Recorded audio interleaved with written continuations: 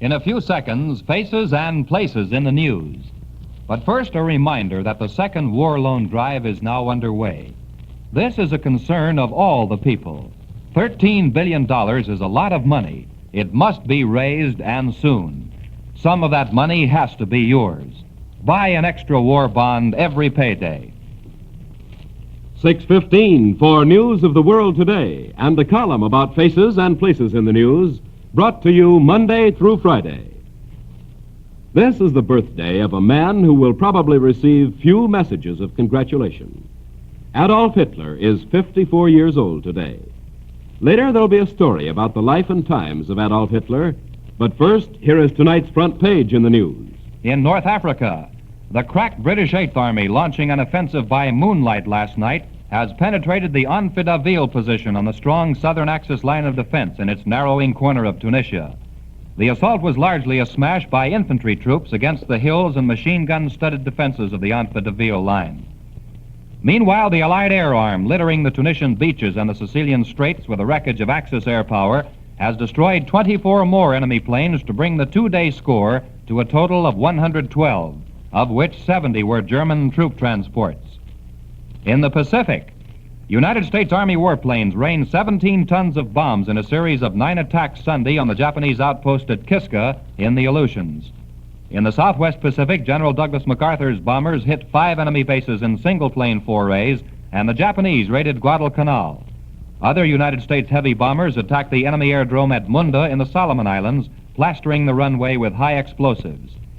In Europe, swift Ventura bombers struck at Nazi transport and industrial targets late today, and German planes in retaliatory raids gave London a brief air raid alert tonight that passed without incident. In China, Major General Claire L. Chennault today declared it was highly important for the United Nations to keep up the pressure in the Southwest Pacific. He believes that the Japanese are concentrating troops in French Indochina, Malaya, and Thailand in preparation for renewed offensives either in the Southwest Pacific or in Burma. Monterrey, Mexico.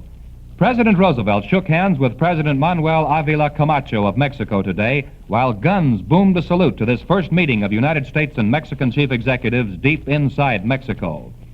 Tonight, the leaders of these two neighboring allied nations speak to the world by radio about the future of the two countries. The broadcast will be heard over the Mutual Network at 8 o'clock Pacific War Time. In just a moment, our feature column, Faces and Places in the News. But first, here is an important message. One way you and I can and must keep faith with our armed forces is to invest to the very limit in the war bonds and other securities of the Second War Loan Drive. A drive to raise $13 billion now to provide needed weapons to our men in the front lines.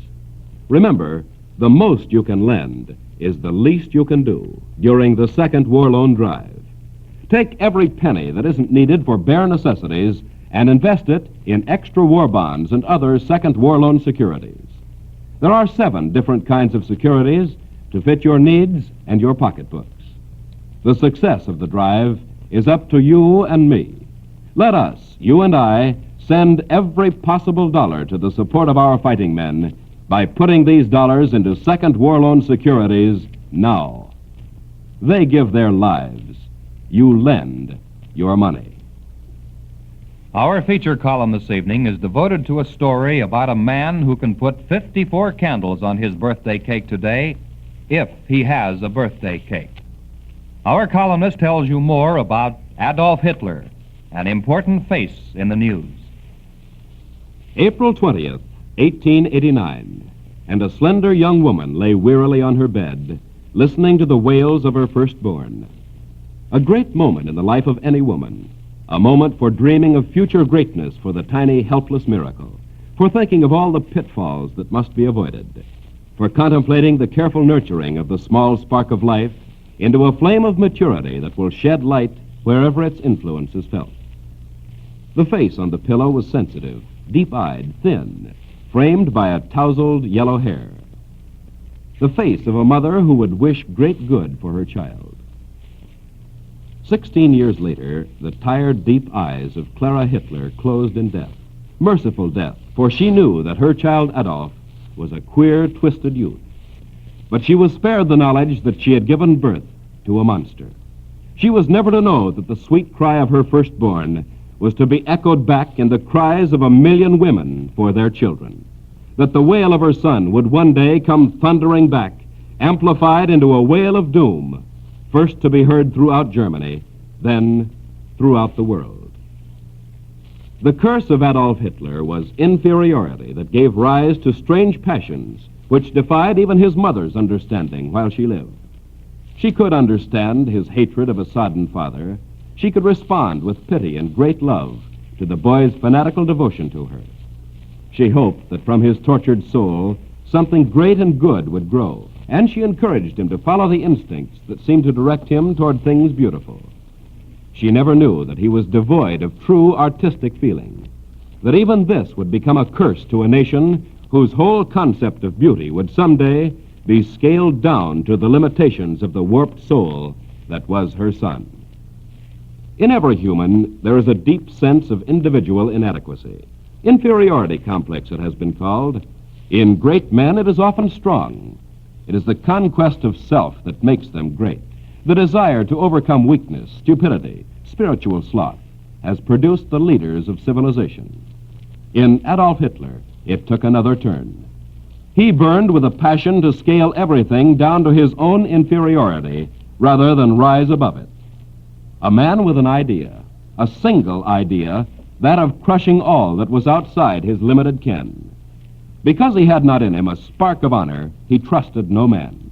Those who at some time have been counted friends of Hitler may be remembered today by markers on their graves. Because he had not the intelligence and drive to learn from books, he burned them, lest they stand as mockers of his inferior mind. Because he loved no woman, he made motherhood a mockery of mass production for the purpose of providing cannon fodder.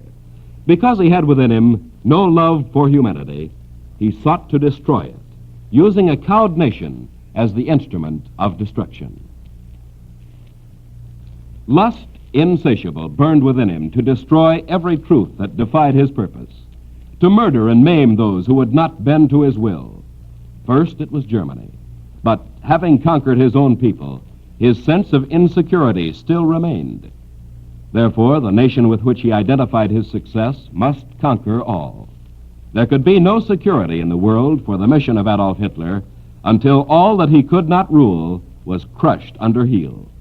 Higher and higher he rose, climbing to the pinnacles of fame upon a great heap of human corpses, human hopes, human decencies. Still, he found no peace, no respite from the aching vacuum within him that defied satisfaction. There were some who saw whence his madness would lead him and his nation. Many of them are dead. Some remain only because they seemed indispensable to his purpose. After he had declared the unworthiness of certain peoples to live, he set about to destroy them. But the urge to live is strong in the human animal, and once appraised of the nature of the enemy, they fought back. The early weakness of the people he conquered fed Hitler's sense of historic mission, caused him to rely more and more on his intuition, defying military men, religious leaders, and cold statistics. Those who disagreed with him could always be liquidated or shelved in a concentration camp, but battles could not be won without military men. Only the impact of defeat could teach Hitler that, and reluctantly he conceded power to the generals, without whom his dreams of a world under heel could not come true. Defeats come to all men. The average human accepts them and goes on. They are not feasible, however, to men of Adolf Hitler's stripe. Who feeds on power starves without it, and the Nazi Fuhrer is starving today. The suspicion of defeat began to creep insidiously into his consciousness during the first winter in Russia. His mighty monster of destruction bogged down in the face of the first real opposition it encountered. The suspicion grew when his Africa Corps began its route across Egypt, across Libya, and deepened as it moved into a bottleneck in Tunisia. There was Stalingrad, too, to add weight to his anxieties. And the bombs from which Germans had been promised immunity that began to rain in torrents on cities of the Reich. Intuition, mad desire to crush all, to stand atop a heap of all humanity with none to challenge. These were not enough. cold, hard steel in unending quantity, endless masses of men, great generalship, and great cooperation. These alone could give Hitler the thing he desired. Intuition had to give way to generalship, and this alone was a defeat for Hitler, a defeat that burned deeply into his bottomless desire for supreme power. He had to admit to the greater experience and ability of others. Only time will tell what has happened to Hitler, whether he is ill, insane from frustration, a prisoner of Germany's military clique, or hiding away from his people as their suspicion of defeat grows. Hitler, if he is under the polite protective custody of his generals, may be undergoing a retreat into silence, fearful to face the nation he has brought to the border of doom. Today, he is 54 years old. There is no celebration in the Reich. The Fuhrer does not show his face, nor is there any reason to believe that he takes pleasure in this anniversary. He remembers birthdays when he was riding high, when the cries of the conquered and the shouts of German masses mingled in thunderous tribute. What did it matter that some of the roar was the anguish of the wounded, some of it the roar of tribute?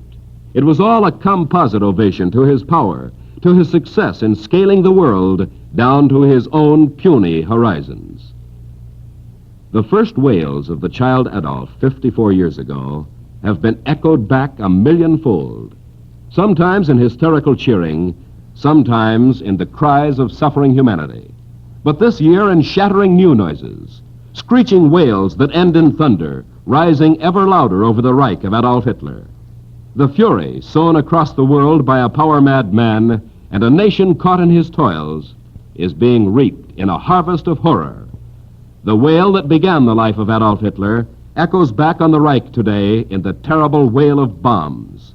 Wails ending in the thunder of doom, impending to human oppression, mass murder, and to the mad monster that was born in Austria 54 years ago today. We will have more news for you in just a moment. Yes, we built 8 million tons of shipping last year. It was a good start in our hardest war, but grim-faced Navy men will tell you that the 18 million tons being built this year aren't enough. The United States must raise $13 billion more this month to keep our war machine going. In ever-expanding numbers, sons, husbands, and brothers are going into actual battle. Do your share by purchasing United States war bonds. Remember, they're the best investment in the world today. Don't wait for a volunteer worker to call at your home. Plan now to do your duty and do yourself a lifetime favor in making this one gilt-edged purchase. They give their lives. You lend your money. Buy a bond tomorrow. Now, here is more news. In Germany, Vidkun Quisling, puppet premier of Norway, was received by Adolf Hitler at his headquarters for a lengthy conversation on Monday, the Berlin radio said tonight. This is the 5th such conference in recent days between Germany and her satellites. Stockholm. Unless Germany makes a satisfactory reply to a request for an explanation of the reported attack by a German merchantman on the Swedish submarine Draken, the Swedish government may act to halt the use of the nation's territorial waters by Nazi ships. London. A Reuters report from Zurich tonight said that German Field Marshal Erwin Rommel is in Rome and is preparing to make an inspection of French Mediterranean coastal defenses. The dispatch said that Colonel General Jürgen von Arnim, formerly the commander of Axis forces in northern Tunisia, now is in charge of all the Tunisian operations. London. General Charles de Gaulle called tonight for a new structure of government under which he said old Republican France would give way to a truer democracy. Now we'll say good evening for your reporter Jack Desch and your columnist Howard Culver. We'll return tomorrow and every evening, Monday through Friday at 6:15, with news and a column about faces and places in the news. And remember, your government asks you to support the second war loan drive. Your own conscience, based on the stern facts of war, must tell you how important it is for you to comply with this request by purchasing an extra war bond every payday. This is Don Lee Mutual.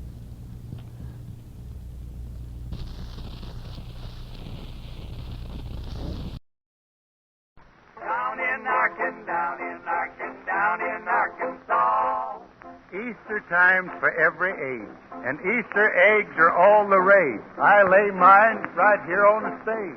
Down in Hollywood,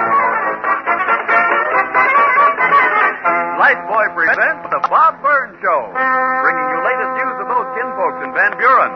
More doings of the Arkansas Traveler. Mike Jones and his City Slickers. Now, here he is himself, Bob Burns.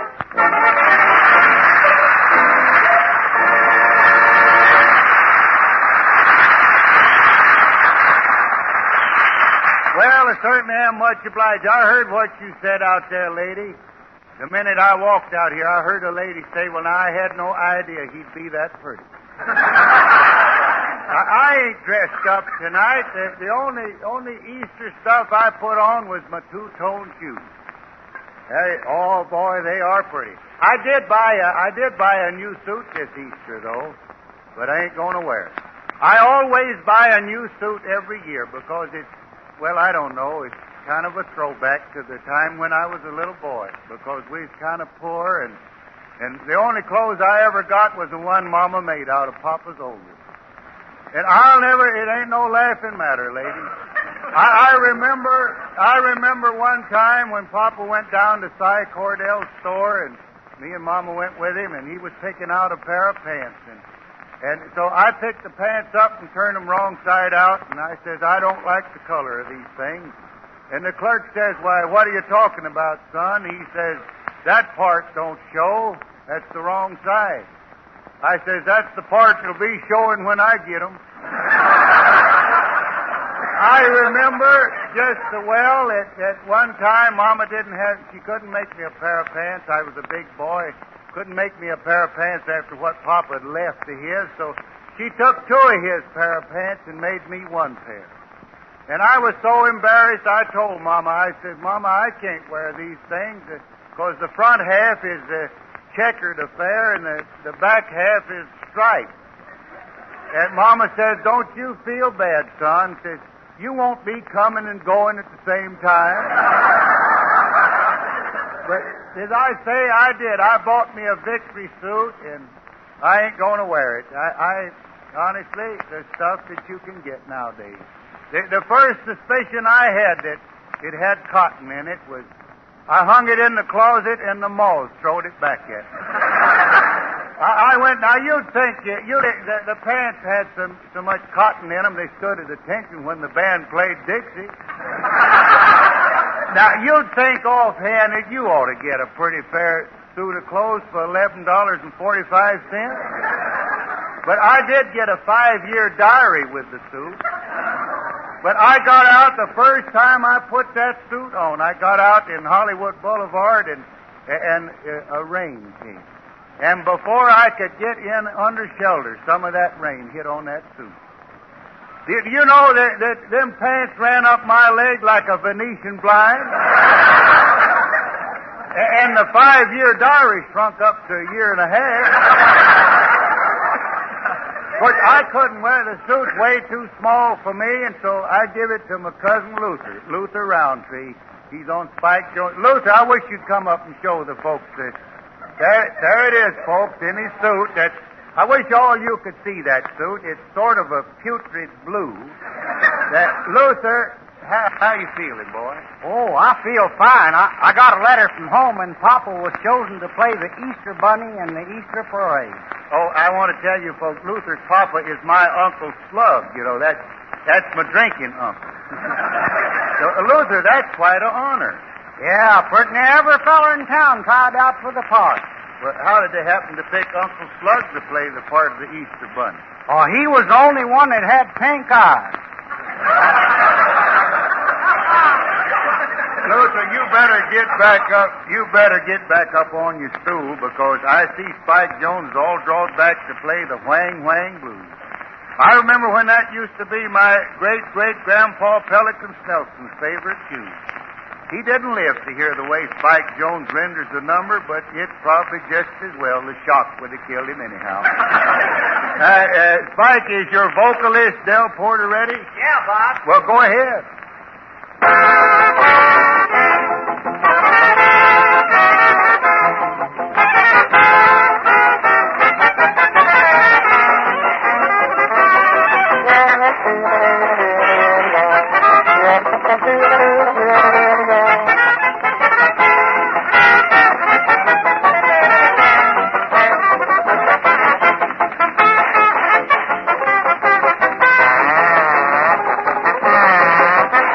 I've got the bluest blues. He's got the blues, blues. I'm just as blue as can be. He's got the blues.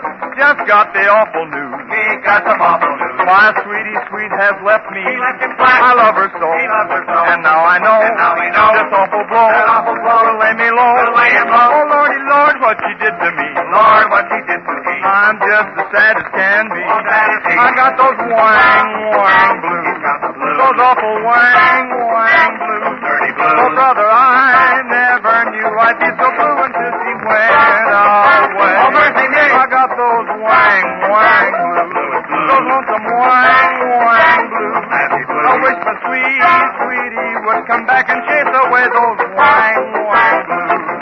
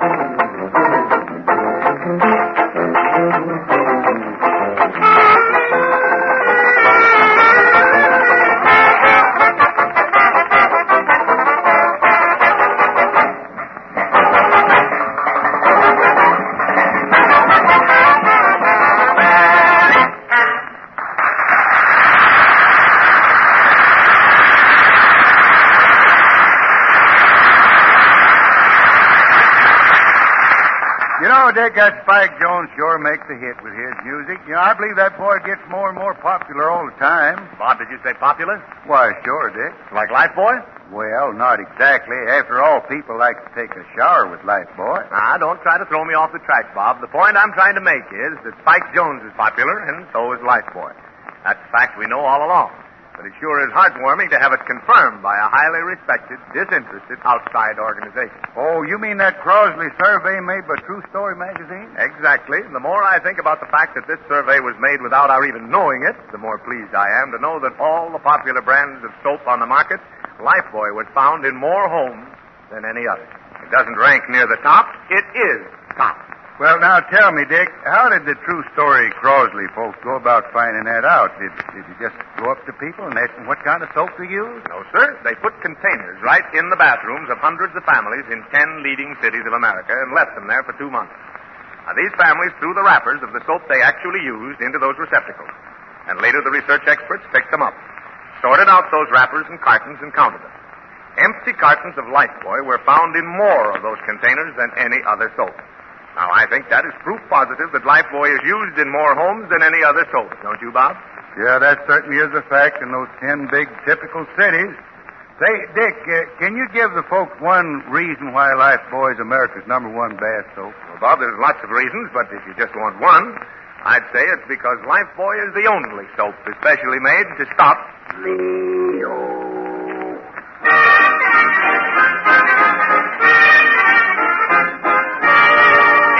Approaches the town where the Arkansas Traveler holds forth as the local newspaper editor. Let's see what it has to do with the conference he's having in his office with the manager of the town's leading store.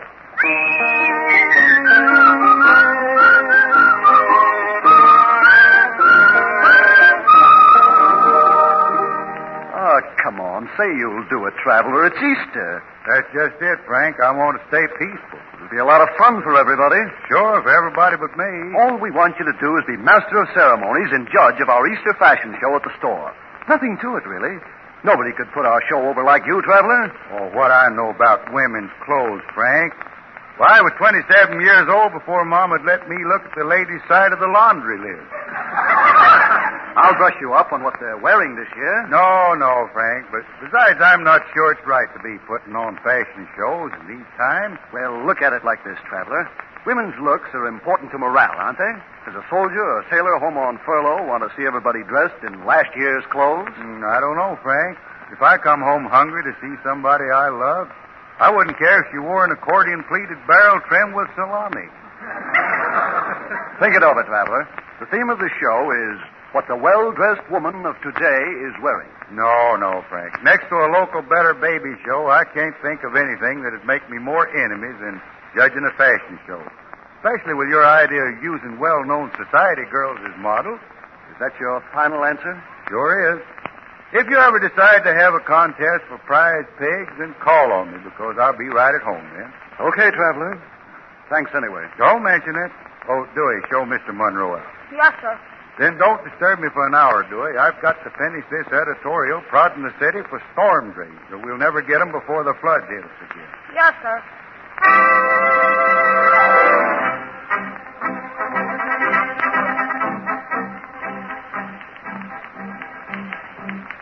And if the storm drain situation isn't Hey, cleared boss! up... Dewey, I distinctly told you. Yeah, but it's Mrs. McIntosh Knox, boss. What does she want? To kick about the picture of her summer home we ran in last night's... Oh, how do you do, Mrs. Knox? Come in. How do you do, Traveler? May I see you privately? Sure can. Close the door from the outside, Dewey. Yes, sir. Traveler, I believe the cultural standards of our time should be maintained. And for that reason, I consented that my daughter Evelyn appear as one of the models at the fashion show tomorrow afternoon at Mason's department store. Oh, so Evelyn will help show off the season's crop of culottes and J-bots, huh? Precisely. And it is, well, it's of some importance that she wins. Now, hold on there. Where did you hear that I was going to be judged at that fashion show? Why, it's common talk, is it not? And I thought you'd wish to know so as not to make any mistakes in awarding the prizes. Well, Mrs. Knox, in the first place, I'm not going... Oh, excuse me. Yeah, Dewey. Hey, boss, Mrs. Edward Horsley's out here to see you. And you know what Mrs. Knox thinks of her. Holy smoke. We'll try to hold things till I clear the situation in here. Okay, but this looks like a job for Eisenhower. Hey, there she starts toward the office. Well, thanks for dropping in, Mrs. Knox. I'll do what I can for Evelyn. Now, here, go through this side door. Avoid the crush out there. Uh-oh. Oh, there you are, Traveler. Your office boy said... Well, I'm afraid I did interrupt. Quite all right, Adele. I'm through with my business. Thank you, Juliet. Thank you, Traveler. I know you understand why I came. A mother's pride. I shall say good day. Good day, Adele. Good day, Juliet. Well, one certainly encounters all sorts in a newspaper office. You know, Mrs. Horsley, it'd be a mighty fine thing if you and Mrs. Knox could get to be friends. I shall make my errand brief, Traveler. My daughter Maxine has consented to be one of the society's models at the fashion show at Mason's tomorrow afternoon. Her deep sense of duty made her accept. It goes without saying, I believe, that her station demands that she be judged the best-dressed woman there. Hey, how did the rumor get out that Maxine will be the 5th model in the parade. I'm sure you will recognize her at once, however. She has, I believe, an unmistakable distinction. Now, listen here, Mrs. Now, Horsley. Traveler, I know you intend to judge fairly. The fact that my husband is one of your heaviest advertisers will have, I'm sure, nothing to do with it. Oh, goodness. I'm late for my committee meeting at 3. Good day, Traveler. You'll listen to me, Miss Horsley. I knew this was just the kind of thing that had happened. Oh, hello, Dewey. She's gone, boss. She's talking to herself. Yes. I'll be talking to myself a lot more, too, if I don't act fast. Julie, get me Frank Monroe at Mason's store. Don't route the call through London. Say, boss, what happened? You're white as a sheet. I'm mad, Dewey. Plain mad. I never wanted to tell 2 women off so hard in my life. I feel like quitting this job so I can do it. Monroe isn't in? Have him call me the second he does come in. Peace on earth. Why in the world 2 women like that, with all they've got, can't play fair, I'll never know. Fighting over social prominence. Our boys out there fighting for us on 7 fronts. They say, though, boss, that Evelyn Knox wanted to go to work out at the aircraft plant and her mother wouldn't let her. Huh? What'd you say, Dewey? I said that... Hey, wait now. Didn't that good-looking secretary we had around here go to work out there? Let's see. What was her name? Margaret Kelly? Yeah, she took a course in welding. Dewey, I'm taking a run out to the aircraft plant. I need a drive. Well, what if Monroe calls? Tell him I'll talk later. What about that editorial on the storm drain? That can wait, too. Find me my pass to get into the aircraft plant.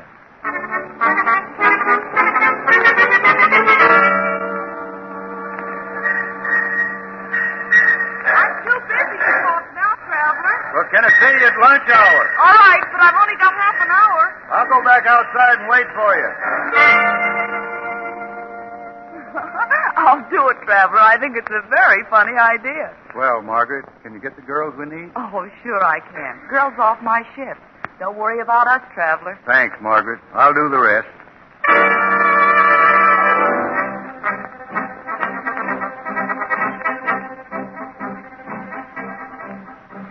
Will be our judge tomorrow, Traveler? Say, that's great.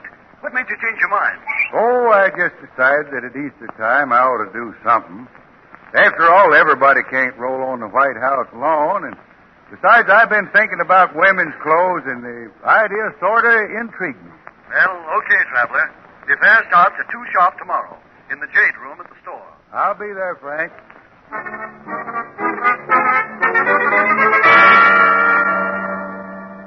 Now, ladies, I give you today's sole judge and master of ceremonies, our esteemed newspaper editor, the Traveler.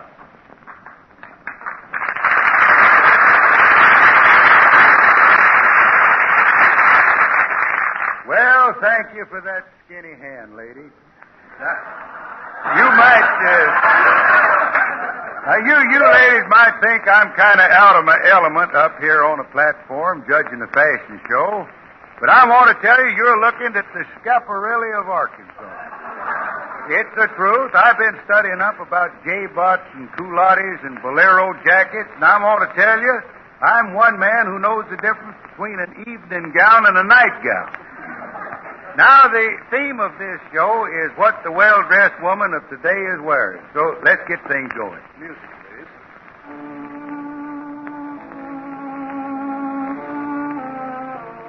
Now, our first model comes through the curtains and down the ramp. Miss Mabel Jones, daughter of Mr. and Mrs. Peabody Jones of this city. Miss Jones is chosen to model, let me see. Here's the data, Traveler. Oh, yes. Miss Jones is wearing a trim tailored suit of blue wool gabardine cloth. Notice the notched lapels this year and the finger-length coat set off with a J-bot of lace. Wasn't that something? Now the second model comes down the ramp. Hey, that girl isn't on the list. And what's she doing dressed like that? It's all right, Frank. She's a late entry. Now, ladies, this is Miss Margaret Kelly, daughter of Mr. and Mrs. Brian Kelly of Railroad Street. Miss Kelly, I might explain, is a welder at the aircraft plant. The outfit she has on is known as the Lockheed Lounge Ensemble.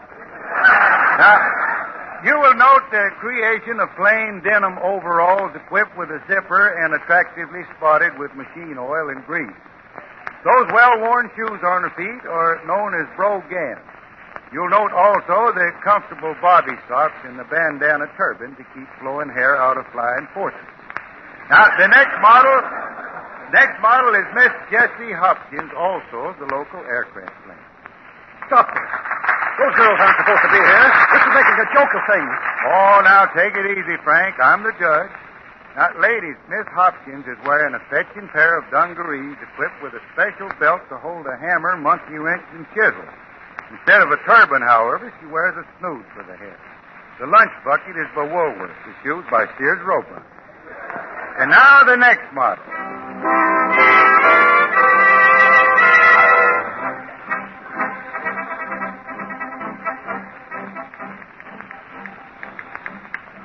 If the storm drain situation isn't settled... There he is, Adele. Just wait till we tell him what we're going to do. Now, hold on, ladies. I can explain the whole thing. Explain? I put that girl up to it.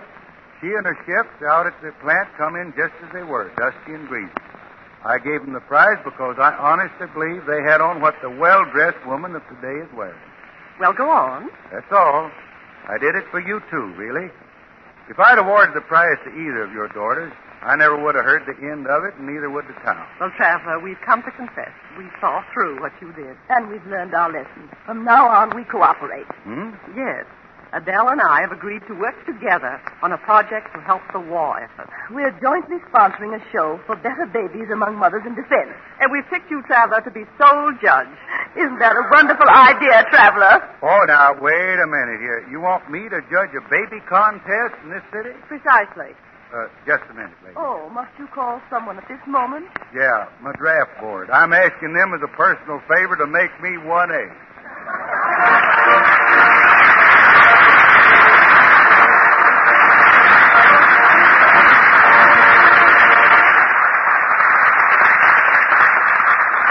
back in just a moment with some strong stories about his weak relatives. Say, Dick, have you got a minute to spare? Well, Spike Jones. Well, what's on your mind, Spike? Well, me and the boys have been having trouble. Every time we start to play, there'll be a hot time in the old town tonight. Something happens, and it turns into the song of the Volga boatman. Listen.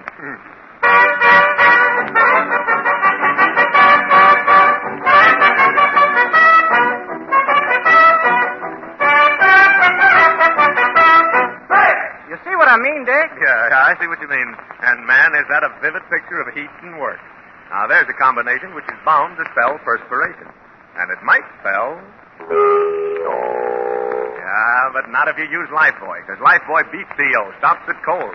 So take a daily bath with Lifebuoy, and warm weather and the honest sweat of victory gardening won't cost you your popularity. Dick, I think I know how I can finish that number. How, Spike? Like this.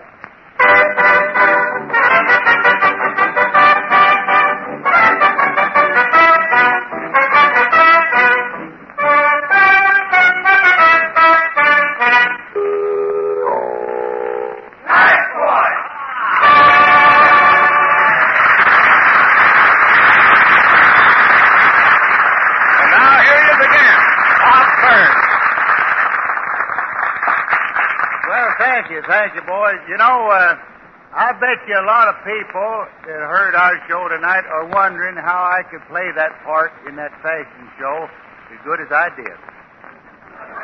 I thought I done right good tonight. But it just happens that I had a little experience here. Just the other day, I heard they was having a fashion show in one of the big department stores here in Hollywood. And I went over to this fashion show to get some atmosphere. But doggone it, it was just my luck. That day there was modeling bathing suits. Have you seen them, those new ones? Boy, was I glad I took Grandma with me. I never saw such skimpy things in my life. They make them out of cotton now, of course, and I declare, it just looked to me like to make 3 of those bathing suits, they use just about as much cotton as you'd find in the top of an aspirin box. Why, I want to tell you that when them girls come marching down that ramp with them little skimpy things on, Grandma looked at him and she nudged me. She says, Robin, if the girls could have wore them things when I was a girl, what a grandpa I could have give you.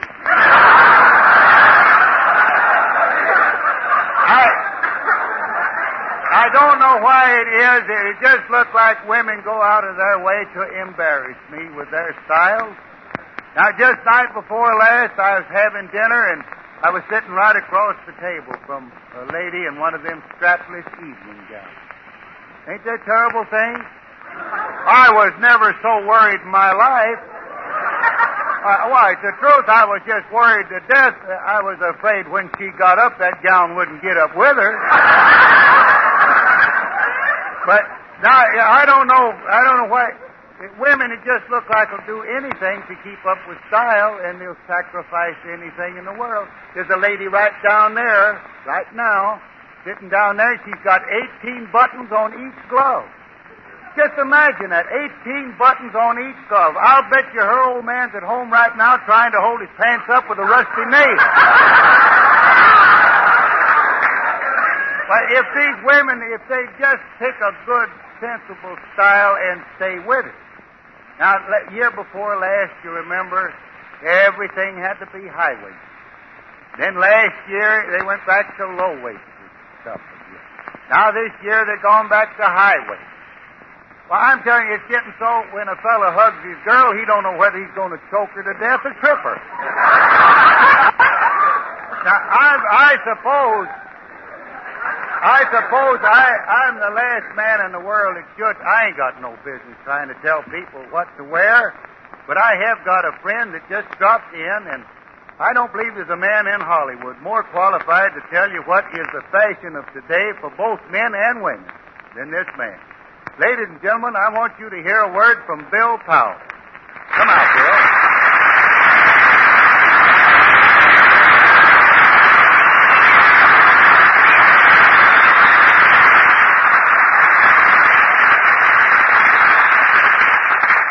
Boy, is he snappy. I'm telling you. I know Bill awfully well. Now, you'll be surprised. I was in the in the parade, the Hollywood Easter Parade last year.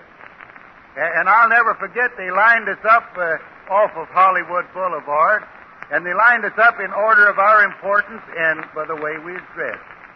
And I never will forget, just as Bill Powell turned into Hollywood and Vine, I was just peeking up over the Canadian Rockies. Well, Bill, you promised to give us a line on what's fashionable this year. Well, Bob, that won't be difficult to do. Because the people who are really in fashion are the ones who are buying bonds and bonds and more bonds. The second war loan has just been opened.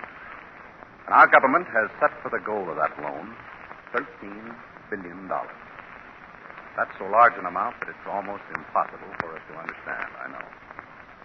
But it wouldn't be hard to understand a son, or a brother, or a sweetheart who is badly wounded, perhaps even lost, because the ones at home hadn't supported him with the arms and ammunition he needed. Now, perhaps you'll say that you're putting 10% of your earnings into war bonds. Well, that's great, but it's not enough. To give our fighting men the help they need, every man, woman, and child in this country must invest every cent above the bare necessities of life, invested in peace and security and the land we love. They must buy every bond they can. And the ones who are doing it, they're the people this Easter who are really in fashion.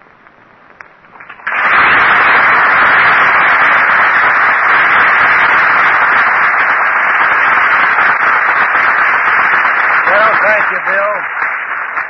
You really have an idea there, Bill. I know that in this war there's a lot of us who won't be able to get over, but at least we can come across. Thanks again, Bill.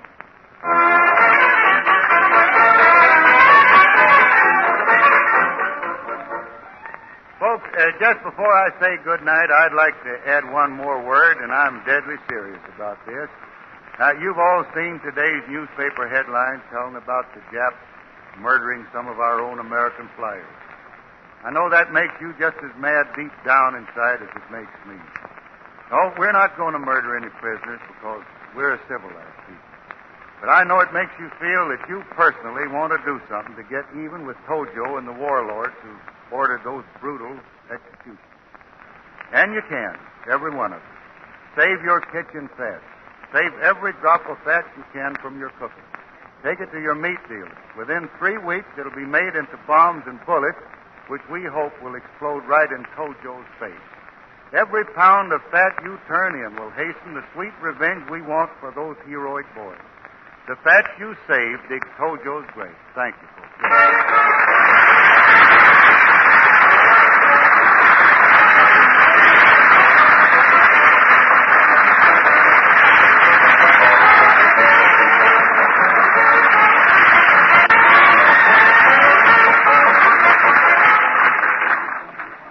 Men, if your beard is tough and your face tender, what you want is Lifebuoy shaving cream. Lifebuoy's Stay Moist lather picks up and holds longer, more moisture than any fast-drying lathers. That means the last half of your shave is as smooth and easy as the first. If you ever have to use cold water or a used blade, then you really need Lifebuoy's richer, heavier Stay Moist lather. Try Lifebuoy shaving cream.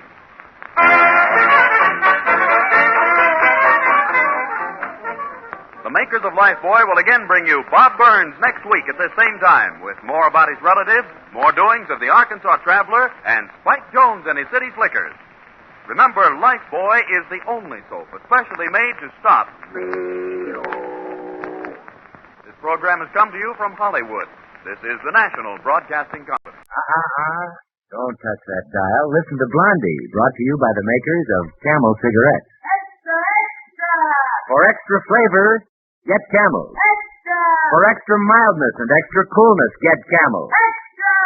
For extra smoking per pack, get Camel, the cigarette that gives you the extras.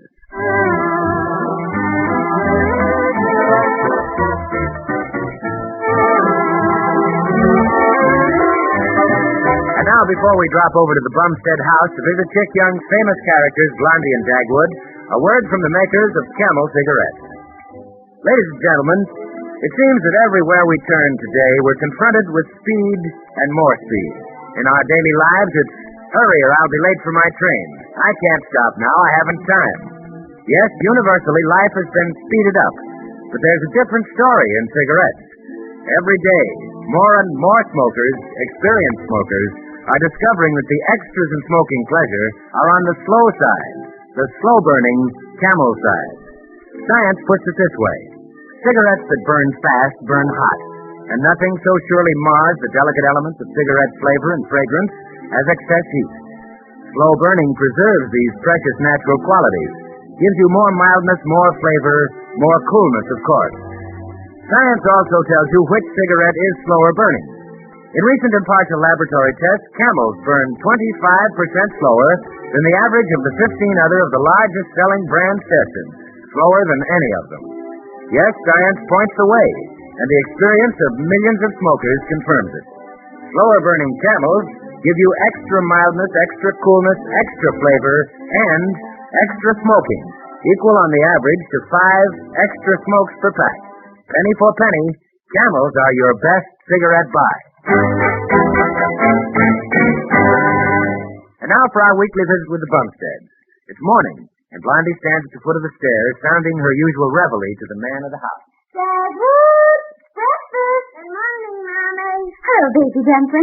Go tell Daddy his breakfast is ready. I can't tell you, Mommy. He's up and gone out. Gone out? Uh-huh. As soon as you went downstairs, he got up and got dressed and got out. Well, how funny. I didn't hear him. He went tippy-toe, Mommy. Tiptoed out of the house without his breakfast? Didn't he say anything to you before he went out? Uh-huh. He said, "Good morning, would I like to be a gypsy?" Gypsy? Uh-huh. Listen, Mommy. That sounds to me like our old car coming home. Why, yes, it's coming up our driveway. Now we'll see what he's been up to. Come on, baby, the back door. Hey, Blondie. Blondie! Good morning, Dad. Good morning. I thought you were somewhere else. No, Dagwood.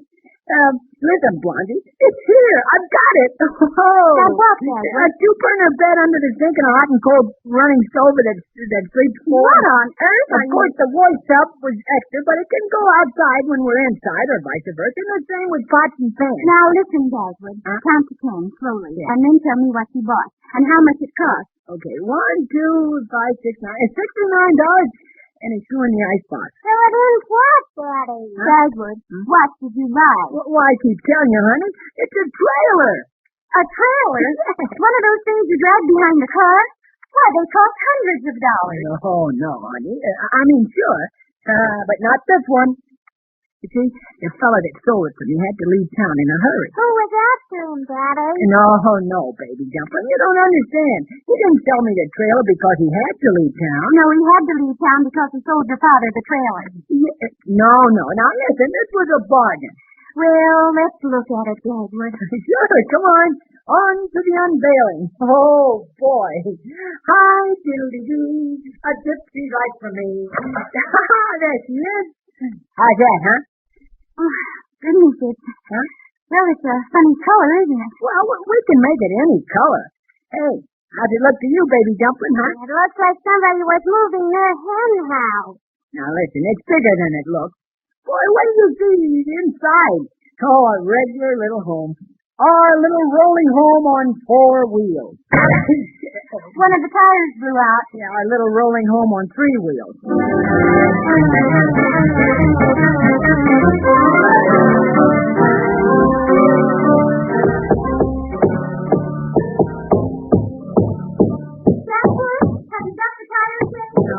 I'll have to patch the tube, honey. Goodness, what's all the hammering? Yes. Dagwood, are you going to hang all those pots and pans on the outside? Sure, honey. We'll need stuff to cook in. Out on the open road. You mean we'll stop overnight in this trailer? And certainly, we're going places and seeing things. Yes, and everywhere we go, people will think they're seeing things. Huh? Oh, well, anyway, it's very tidy inside, honey. I hope so. I like to have a place for everything and everything in its place. Well, in this trailer, some places are for 2 things. One place for 2 things? Uh-huh. How do you mean, Dagwood? Well, see, 2 of the beds flip over, And there's your table, for one thing. Oh, my. The street, baby. The table turns into 2 beds.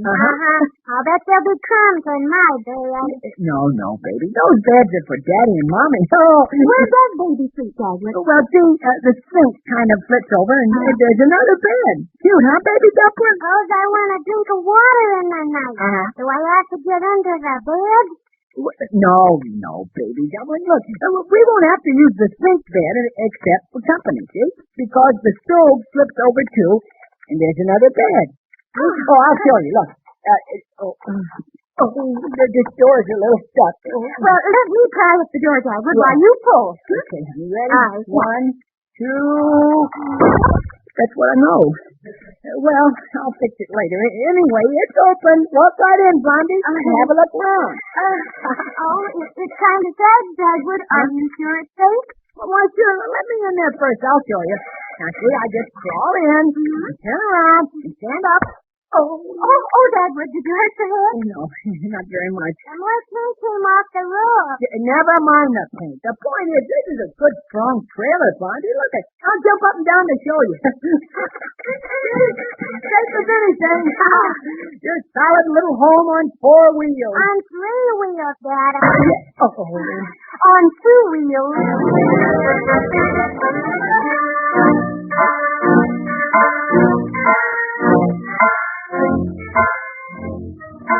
There. Now she's back on 4 wheels. Well, that's nice, dear.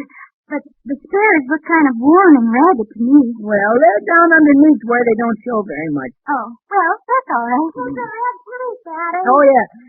See, I'm going to paint the name on the trailer. I think of the right name. Oh, is it going to have a name? Sure, just like a Pullman car. How's about calling it the Blondie Bumstead? Well, no thanks, Dagwood. Huh? Oh, baby, I think that's our front doorbell. You go see. Okay, Mommy. Don't name it after me, Daddy. Yeah. Oh, gosh, it's kind of an honor to have anything named after you, isn't it? Well, that depends, dear. I did think I might call it the Spirit of J.C. Ditter's Construction Company. I wouldn't, Dagwood. Why not? Oh, look. There was a name on here. It's painted over. It says, Miller's Midget. Oh, yeah, Miller's the one who sold it to me. See, 2 of his midgets got a divorce and he needed something larger. Oh, Daddy, Mr. Dithers is in the house. Mr. Dithers? Dagwood, did you know he was coming? Oh, sure. I wired the boss to come back from Dobson's Lake. He's all dressed up funny. Funny? He's got on striped pants and his coat is long and fat and it doesn't fit in the front. Oh, that's his cutaway, baby. Gosh, he's doing it upright. He's got a shiny black hat on, too. Yeah. A silk hat? Dagwood, what in the world for? For the christening, honey. The christening? Sure. One thing Mr. Dithers loves is a christening. Oh, he'll go miles to be a godfather. Dagwood, you don't mean he's going to christen the trailer? Sure, if I can think of a name in time. What'll I tell Mr. Dithers, Daddy? Oh, tell him the christening will be out here by the garage. Okay. Well, I don't know what he'll think when he sees what he's going to christen. Oh, I bet this trailer will bring out the gypsy in him right away. I never saw a gypsy in a silk hat. Gypsy? Hey, how would it be to name the trailer the Gypsy Queen? The Gypsy's Revenge would be better. Come on, let's meet Mr. Dithers at the back door. Okay, honey. I wonder how he looks in a silk hat. Okay. He doesn't change a bit. Okay, where are you? Right here, Mr. Dithers. Come on out. I got your wire and got everything. Well, where's the baby? Well, there isn't exactly any baby, Mr. Dithers. Huh? No baby? You mean the christening is off? Oh, no, Mr. Dithers. We're christening the Gypsy Queen. Hey? Who in the name of the 7th of Suspicious Sisters is the Gypsy Queen? Stand aside, Dagwood, and let Mr. Dithers see her. Sure. Look. Oh, what's that? It's our new trailer. Her name is going to be Gypsy Queen. It ought to be Frowsy Lil. Yeah? Now, see here, Bumstead. I leave an important job, come 200 miles, get all dressed up, and then... I smell moss. Oh, baby. Quiet, baby. Excuse me till I whisper to Baby Dumpling. Baby, huh? Okay, Daddy. Thanks for wearing your silk hat, Mr. Dithers. I thought we were christening a baby. Oh, this is better than a baby christening. Listen, You can't break a bottle on a baby, can you? Huh? Oh, are you breaking the bottle? Sure, you bet. Just like on a battleship. Oh, do I break the bottle? Of course you can. Can you, Daddy? Sure. I wanted an very important man to launch the Gypsy Queen on her travels. Well, I always did like breaking bottles, but I don't approve of wasting champagne. Yeah, so do I. I mean, that's what I thought. So, I got ginger ale. Oh, Dagwood. I found that bottle of ginger ale last night. Ginger ale, Daddy. But I brought a bottle of ketchup. Ketchup? I didn't come all the way from Dobson's Lake to break ketchup bottles. Oh, it's better than champagne, Mr. Dithers. It makes more squirt. Sure. Now, don't back out on us now, Mr. Dithers. Listen, you go ahead and christen her with the ketchup, and I'll tell you what we'll do. Oh, we'll drive you all the way back to Dobson's Lake in style. Yes, you can ride in the trailer. Yes. Well, is it easy riding? Sure, just like a private car. Can we start right after the christening? Oh, yes, our bags are all inside. Well, I'll have to wear what I got on. All right, I'll christen it. Stand back, everybody. Yes, stand back, Blondie. Stand up, baby. Hang on, Mr. Dithers. Don't worry.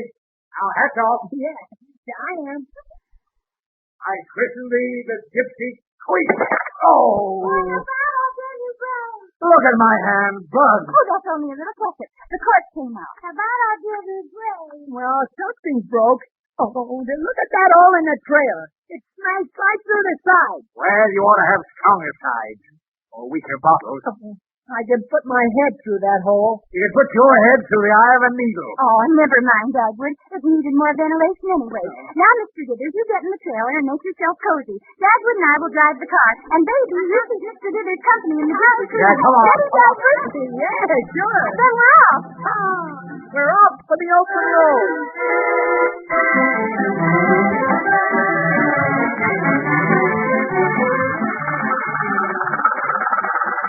Well, this is the open road, all right. I never saw anything opener. Do you know where we are, Dagwood? Well, I've been going by that map, but there's something wrong. We should have passed 3 towns in the last 40 miles. Let's see the map. 6. Why does the map say Idaho on it, Dagwood? Huh? Why, it's because the map... Hey, we're not in Idaho. Are we? Of course not, dear. You've been going by the wrong map. We're lost. Well, we can't be so very lost. You want to go to Dobson's Lake, and we're not in Idaho. Well, Dobson's Lake isn't in Idaho either. Hey, what's that? Thunder. It's going to rain. Maybe that's why it got dark so early. Oh, well, I hope that trailer doesn't leak on Mr. Dithers. Listen, slow up, Dagwood. There's a sign by the road. Golly, why doesn't the Gypsy Queen slow down when I do? Look, Dagwood. The sign says, "Camp Coring. Trailers welcome." Yeah, looks like a hobo jungle to me. Oh, here it's raining.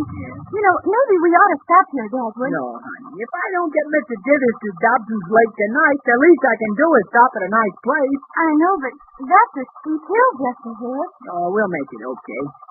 Oh, maybe when we get up high, maybe we'll see a better place to stop, huh? Here goes. Oh, goodness. I hope Baby Dumpling can keep Mr. Dithers' mind off this ride. Yeah, well, look, tune in and hear what they're saying back there, Blondie. Tune in? Sure.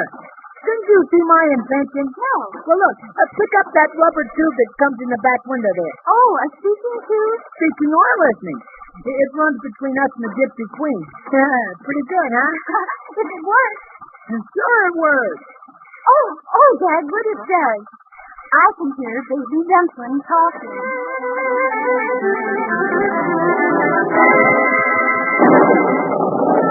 Another story. Oh, you like that, eh? Well, that gives me from thinking about the thunderstorm. Now, a big boy like you isn't afraid of thunder. Now, quiet. I'll tell you another story to soothe your nerves. Now, listen. Once upon a time, a little gnarled-up dwarf lived in a dark cave that was full of man-eating bats. Now, why? This dwarf didn't have any taste. I want an umbrella. This roof is leaking. Here, talk to her through this tube. Tell your father to slow down, too. The tire. Let me have that tube. Hey, Bumstead! Bumstead! You're riding on a fast. On the rim, Bumphead. It's like all your father's inventions. They never work when you need them. There goes another tire. Bumphead. Bumphead.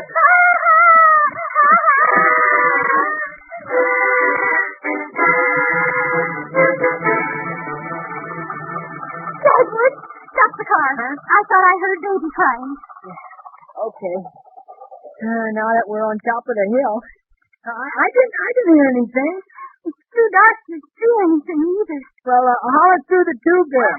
The tube's gone. Something jerked it out of my hand. The tube's gone? Gone where? Oh, wait till I wipe off the back window. Yeah. There, now, I can see. Hey, the trailer. The trailer's gone, too. We must have lost it on the hill. Oh.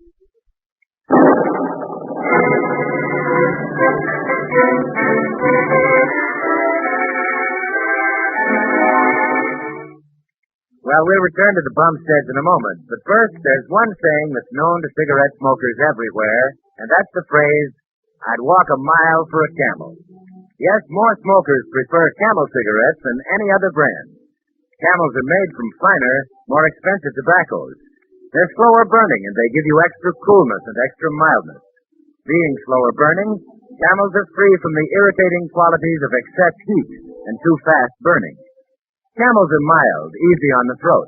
Camels are cooler, too, for naturally, the slower a cigarette burns, the cooler the smoking. And because slow burning preserves the natural flavor and fragrance of fine tobaccos, Camels give you extra flavor. Economy, too. Slower burning Camels last longer and give you extra smoking per cigarette per pack. In recent impartial laboratory tests, Camels burn 25% slower than the average of the 15 other of the largest selling brands tested. Slower than any of them. And that means a smoking plus, equal on the average to 5 extra smokes per pack.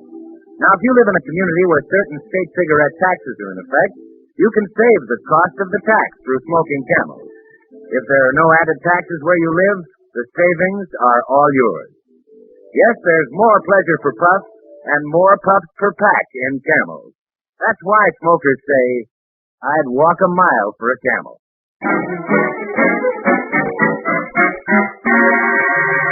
And now we return to Dagwood and Blondie, who traced their runaway trailer to the bottom of the hill and right into Camp's crawl-in. Oh, thank heavens they didn't tip over, Dagwood. Yeah. These tire marks looked like they were riding on 2 rims and 2 tires, and that kind of slowed them up. All right, Sherlock. Just find that trailer. I want to see if my baby's all right. Gosh, so do I. But I'm not so anxious to find Mr. Gidders. Golly, I wonder what he thought when they went coasting into this hobo camp. Oh, hurry, Dagwood. Pretty dark to go very fast. Oh, let's holler for them. Hello! Oh. Hey, listen, a tire blew out. That sounds like the Gypsy Queen, all right. Where did the sound come from? Oh, there goes the last tire. It's over there. Yeah, come on. Here it is, Blondie. Oh, baby, are you all right in there? Yes, but we sure got the door open. I'll open it. The door came off again, Daddy. Never mind. It'll let some of the water out. Out? Yes, out. It's up to my ankles in here. Hello, please. Oh, baby dumpling, I'm so glad to see you. Mommy will light a fire and get you warm. Who's going to get me warm? I knew it. Listen, I can fill that waste tub I brought with water. Is there about to apple, Daddy? No, baby dumpling, but we'll heat the water and soak your feet. If I can find enough water to fill the tub. You want water, eh? Just wring me out. Oh, I'm afraid you're catching cold, Mr. Dithers. Wait, I'll light the oil stove. Come, baby. Mommy will dry. Hey, here's your tub. And you know what? Our tires didn't blow that time. They're still too good. Nothing like 2 good tires on a 4-wheel trailer. You see, the noise we heard must have been a backfire. That means there's another car in this camp. Well, what are you standing there for? Go find them. Huh? Get some help. Get a jack. Get some boards. Get the tires changed. Get out. Oh, yes, sir. And get me out of here by tomorrow noon. I'm going to speak at the Optimist Club.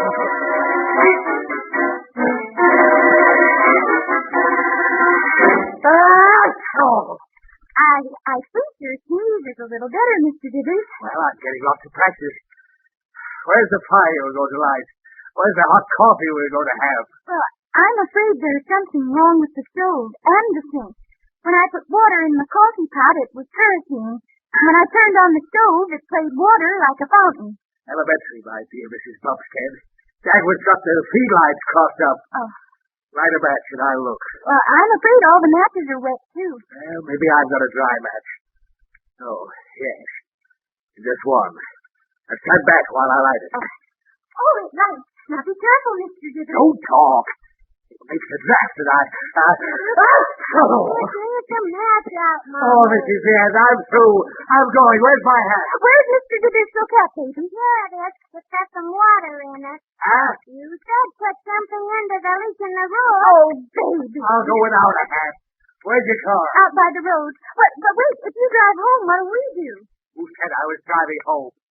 I'm going to find a garage, get new tires, Oh. get you all out of here. Hey, Mommy, that's who's made the window shade. I was leaving against the wall. How many tires do you need? Two? Just two. Two tires. 3 tires now. All right, I'll get 3 tires. Oh, I'm afraid. I know. I'll get 4 new tires.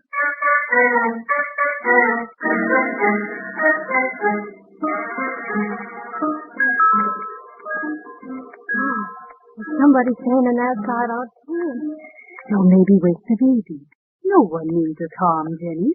I'll see who's outside. Here's a lantern, Mo. Who's there? It's just me. I saw your light. Bless my soul. It's a young fella. Wet to the skin. Jenny, make room by the oil stove. Huh? Well, I don't want to crowd you, and my feet are pretty wet. And why wouldn't they be a night like this? Come in. Have you ate? Huh? Well, no. Hungry, too. Jenny, dish up the mush. We got company for supper. Oh, no, thanks. It's only one help less, more. As long as there's any, we'll turn no hungry man away. Sit down, mister. Oh, I'm afraid I'm robbing you. Oh, no. We've all had. Barring Eddie, and he's out looking for work, bless him. Eddie found something to eat somewhere, more. Else he'd be back by now. Is Eddie your husband, Mrs. Friend. Oh. No, sir. Eddie's my boy and the man of the family. Now Mr. Friend has passed on. Eddie's 15. Jive. And he supports you? He does what he can, and so do we all. You're not eating your mush, mister. Huh? Oh, it's very good. Are you sure you've eaten, Mrs. Friend? Oh, I'm on kind of a diet, you might say. I don't need so much, me not working. Do the 3 of you travel in that automobile out there? 4 of us, but the baby takes no room at all. Someday we'll stop traveling. It'll be good to stop traveling. We've been a year traveling. Golly. Oh, we'll get along. Now, come on, eat your mush. It's better than it looks. Oh, it's fine. That's not what's wrong. But, you can't fool me. It was your supper, all you had, and you gave it to me when you didn't even know my name. Listen, I only think I'm hungry. Right over there, somewhere, I have a trailer just full of stuff to eat, and a little wife that's the best cook in the state. Bless my soul. Yeah, and I was sorry for myself till I met you. Now, you know what we're going to do? We're all going over to my place for the best supper you've ever had.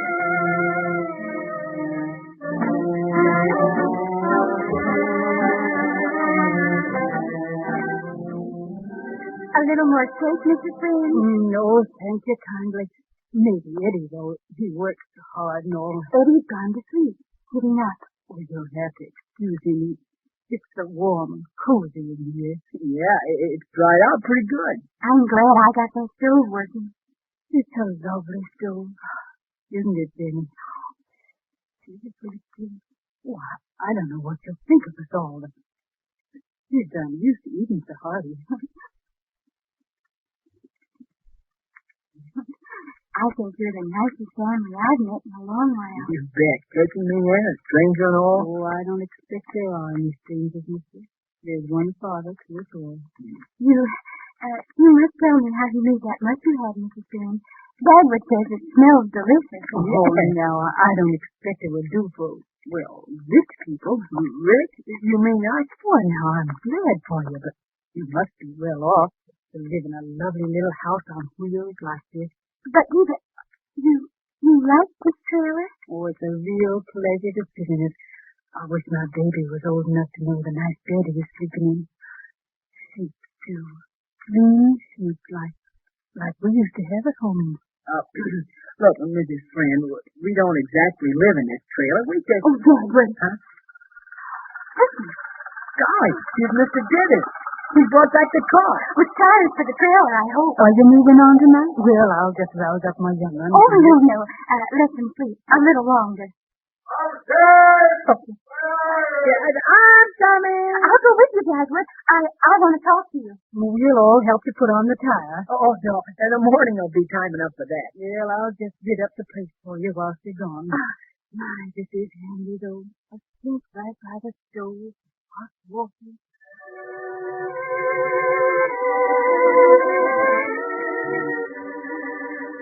Put the last tire down with the others. Don't let her hear us. She's humming a tune in there while she works. Oh, Dagwood, I'm so glad you agreed with me. Oh, she needs it worse than we do. We'll enjoy it more this way than if we kept it ourselves. Yeah. Honey, have you got the note to leave for her? Mm-hmm. Right here. Read it to me again. Well, I'll have to get in the light from the doorway. Can't you see it? No, she's still humming. The note says, Dear Mrs. Friend, we're not coming back. We want you to have the home on wheels you like so much. Rest well in its clean bed. Warm yourself at its fire, as we were warmed by a glimpse of your own cheerful heart. Goodbye, and good luck always. Blondie and Downbeat. That's what she's humming in there. Goodbye, Mrs. Friend. And good luck, always. Please see me home. Now, Dagwood.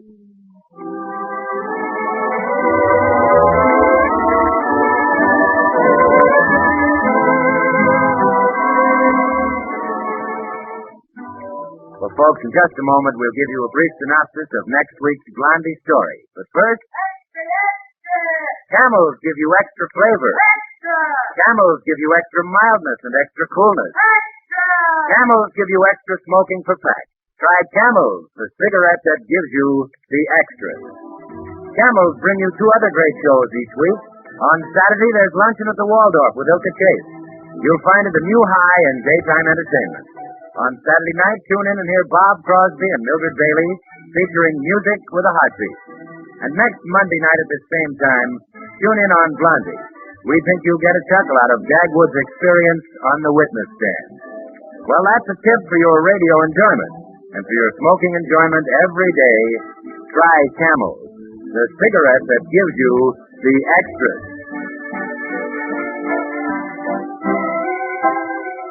Beginning next Monday, due to daylight saving time, Blondie will be heard 1 hour earlier on many of these stations. Consult your newspaper for exact time. Blondie is written and directed by Ashmead Scott. And this is Bill Goodwin speaking for the makers of Camel cigarettes. Good night, all. This is the Columbia Broadcasting System.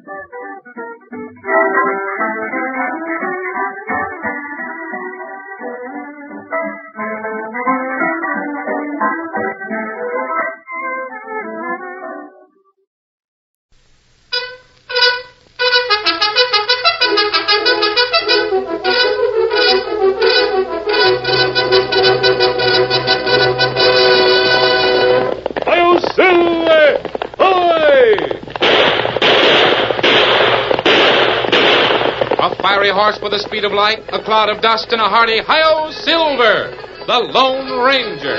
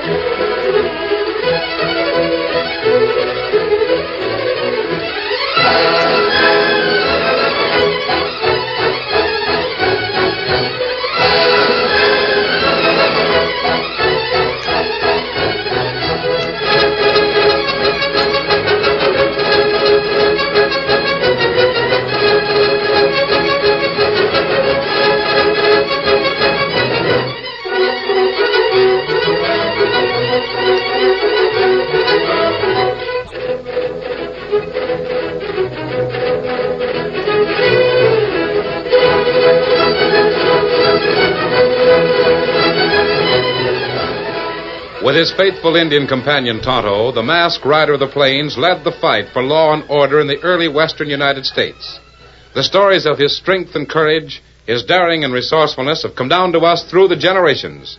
And nowhere in the pages of history can one find a greater champion of justice. Return with us now to those thrilling days of yesteryear. From out of the past come the thundering hoofbeats of the great horse Silver. The Lone Ranger rides again. Come on, Silver! There's danger on the trail ahead! Hi-yo, Silver!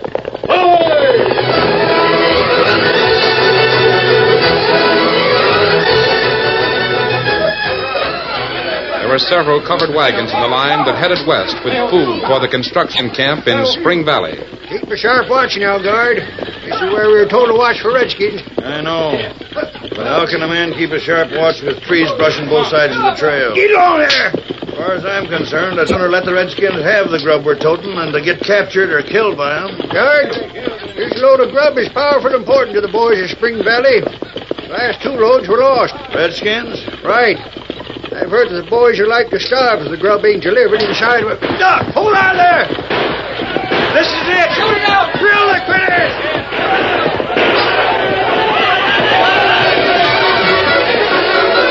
Hard-riding men with painted faces leaped from both sides of the trail, leaped to the wagons with clubs and knives.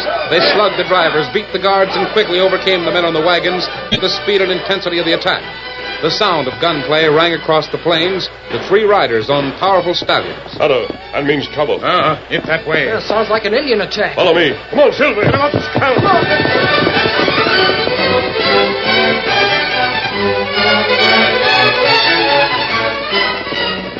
When the Lone Ranger reached the scene of disaster, a dozen men surrounded a campfire. Some were badly injured, others badly bruised. Get your hands up. We ain't in the mood to beat no more outlaws. Oh, Silver, oh, boy, whoa. Hey, you heard me. Get your hands up and take off that mask. Put down your gun. I came when I heard the shooting. What happened to your wagons and horses? So you know all about us. I saw the wagon track. Here, hold on. Maybe we can get some information from this outlaw. I'm not an outlaw. Did Indians do this? Indians is right. Who are those 2 riding in here? Hey, another redskin. That man's a friend of mine, a friend of all settlers. Oh, Scout, oh, fella, oh, fella. Right now, I hate all Indians. This is the 3rd wagon train the critters have stole. What did you carry? Food. Any of your men need help? We dressed the wounds best we could. Me take look at wounds. You come, Dan. Help Tonto. Yeah, you better will. I'll bring the saddlebag with the bandages and things. Keep that redskin away from our men. Don't talk like a fool. Tonto can help them a lot. Now, where was the food going? Now, see here. I don't know why we should answer your question. Now, wait a minute, guard. I like the way these 3 came in to offer help. I don't know who you are, stranger, but I don't see no harm in telling what you want to know. Thanks. The grub is on the way to the boys that are building the new dam at Spring Valley. That's where the government has a crew at work. That's right. I don't know much about it. The river has been dammed. There'll be water for farming the whole valley. Yeah, if the boys in the job don't starve, there ain't no food available there. Did you say Indians attacked your train? Yeah. Dirty cutthroats. There's no bad Indians round here. What's that? Indian live in village to north. Indian in Storm Cloud's tribe, all good Indians. Plenty friendly Indian. Tonto know 'em. Then something has happened to change them. If we could only trail those wagons. Well, there's a town ahead. I think you can reach it by foot. I ain't walked a mile in the last 5 years. You'll walk now several miles. Me follow a wagon trail? Ask Kimosabe. But don't do any more than locate the wagons. Not fight, huh? No. Take Dan with you. Teach him more about the way you trail. Oh, golly. I'll sure do my best to help, Tonto. We meet you by and by? Yes. Learn what you can, then head for town. I'll meet you there. Where'll you go? I want to talk to the United States Marshal. I'll go ahead of you. Well, then, listen. Tell him there's another train of wagons some hours in back of us. If the Redskins get that grub, too, Sam Caldwell and the men working on the dam will be faced with starvation. I'll tell him. Meanwhile, don't take pot shots at any Indians you see. Come on, Silver.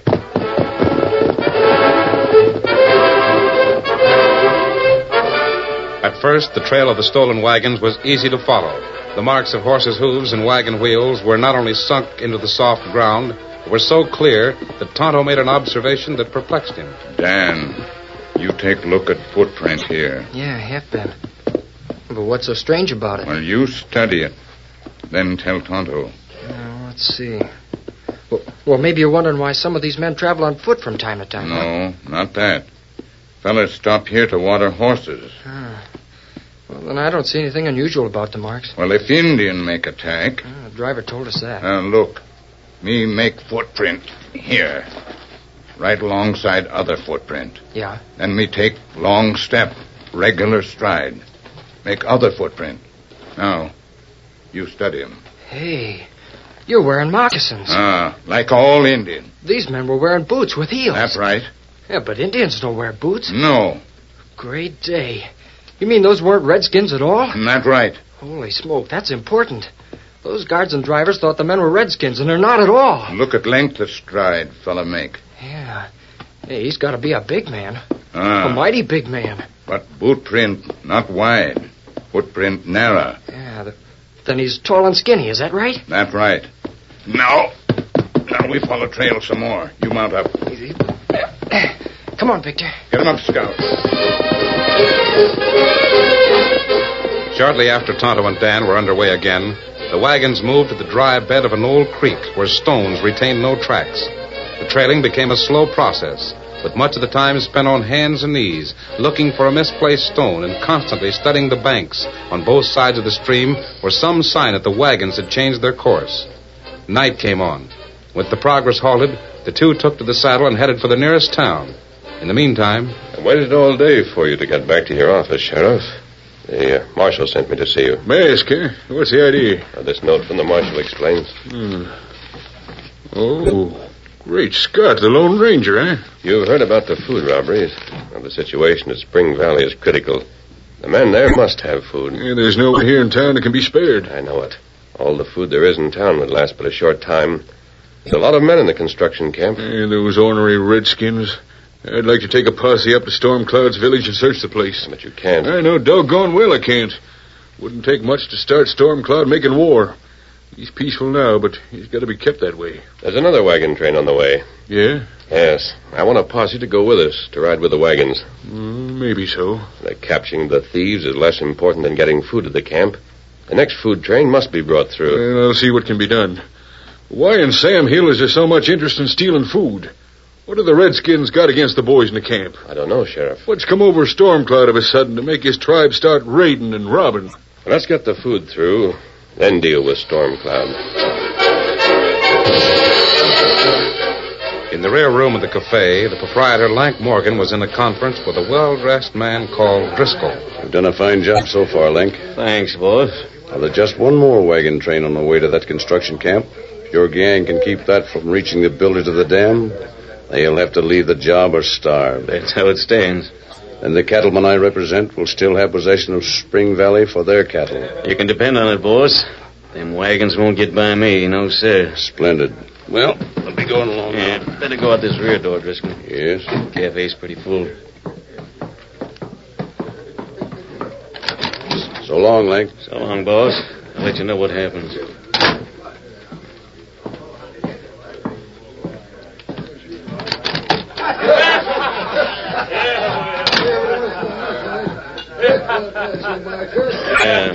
Good business tonight, eh, barkeep? Yeah, pretty well filled up. Say, barkeep.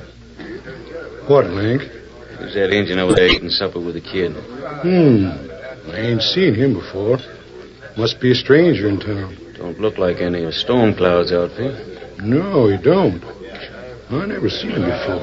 I don't know who he is.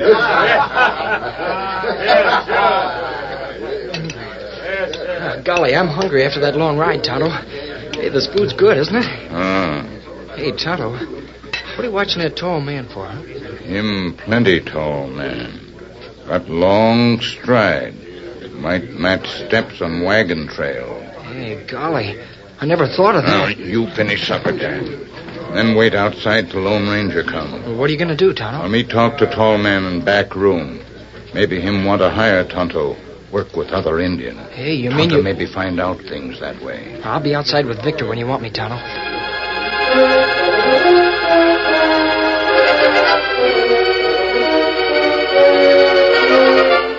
Dan waited outside the cafe with his horse Victor for over half an hour. When finally the Lone Ranger joined him, the boy had much to tell. Oh, Silver, oh, boy, Golly, I thought you'd never get here. I have so much to tell you. Where's Tonto, Dan? In the back room of the cafe with Lank Morgan. What's he doing there? Well, when we followed the wagons, we found out the Indians were white men disguised, because they wore boots with heels. Good work. And one set of footprints showed a very long stride made by a tall man. A narrow footprint? Yeah. Maybe Lank. When Tonto saw that Lank Morgan's a tall man, he thought he might be one of the wagon thieves. So Tonto talked to Lank in the back room. Why? Well, he didn't tell me his plans. I hope Tonto hasn't gone too far on his own. The sheriff's recruiting a posse to ride out to meet the next wagon train. But why not just capture the crooks while they're waiting in ambush, instead of going up to meet the wagon trains? There'd be no evidence against them that way, Dan. They must be caught in the act of robbery. Oh, I see. Well, there's the sheriff now. Keep quiet, Dan. Whoa there, I say, whoa. Hey, hi there. I'm going inside the cafe to line up more volunteers for the posse. Good. We'll be ready to ride in a few minutes. Hey there, fellas. Pay attention to me. I need some men now. While the sheriff swore in members of his posse, the Lone Ranger and Dan moved along the side of the cafe to the rear door, opening into Lank's office. No one here. Oh, Tonto and that tall man have gone. But they were here. Wait. Something on the floor. Looks like one of the messages Tonto leaves. Is it? Yes, Dan. Tonto has talked himself into a job with Lank. He hopes to locate the stolen wagons. And if they attack the next train... Tonto will meet the fire of the sheriff's posse.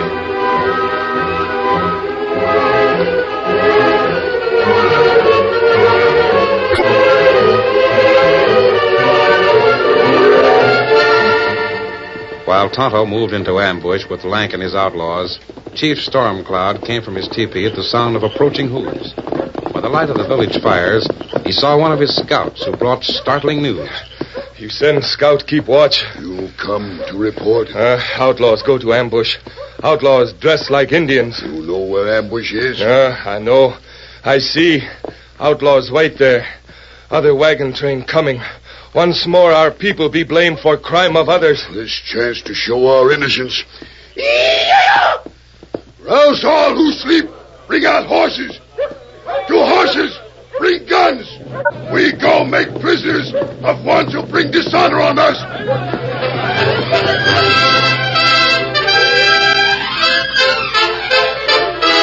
The curtain falls on the first act of our Lone Ranger story. Before the next exciting scenes, please permit us to pause for just a few moments.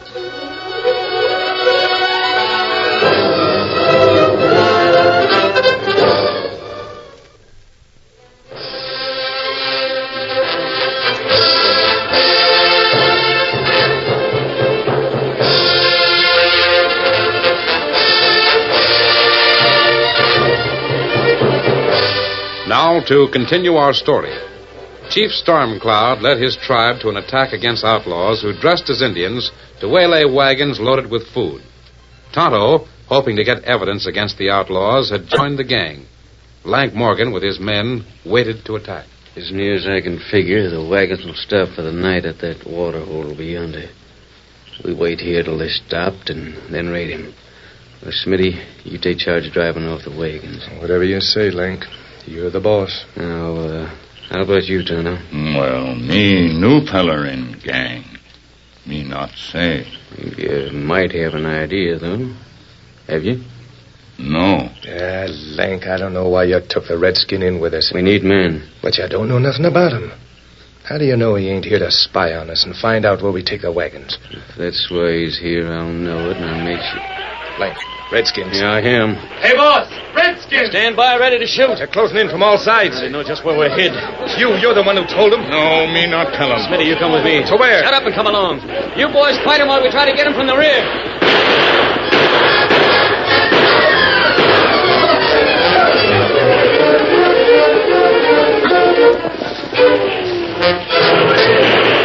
While Lank's men, now without a leader, were surrounded and forced to surrender, Lank and his comrade Smitty drew to one side and concealed themselves beneath dense foliage. They remained quiet until the Indians rode away with many prisoners. Then... We made it, Smitty. They didn't get us. Yeah, but those others, our pards, they were all taken. Sure they was. Even the redskin Tonto, they got him, too. Yeah, what of it? You know what they'll do with those men, don't you? They'll torture him to death. All the better for us. The two of us can split the cash. Yeah, but if that next wagon train gets through, there won't be no cash. The two of us can't capture all them wagons. You leave it to me. We'll stop the wagons. They won't get through. We can't move them to where the others are hid. We won't need to. Come on.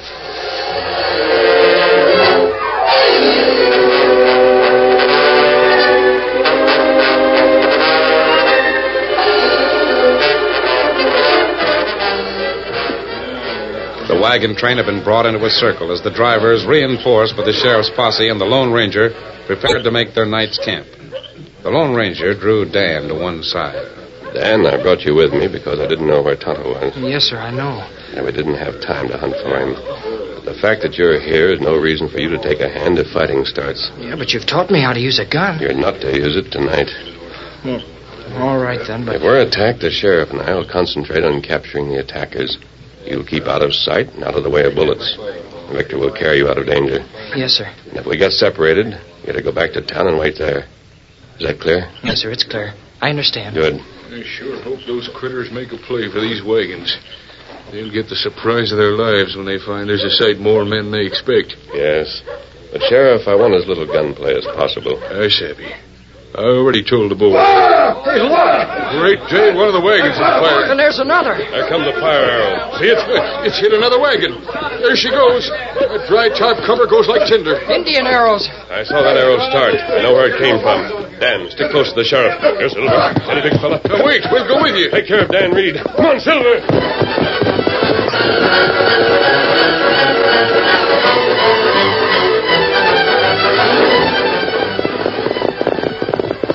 Rider coming at us. Let me get a shot at him. No, you don't. I'll show you. Oh, my hand. The law wants you.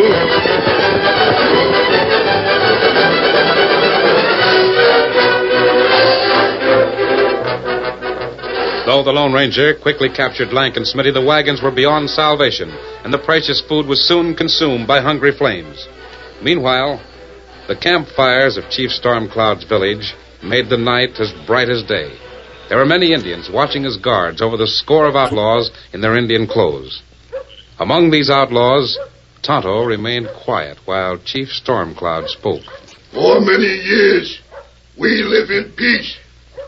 For plenty long time, white settler make no complaint. Indian make no complaint. Now, we on edge of war from settler. You make trouble. What's those redskins saying?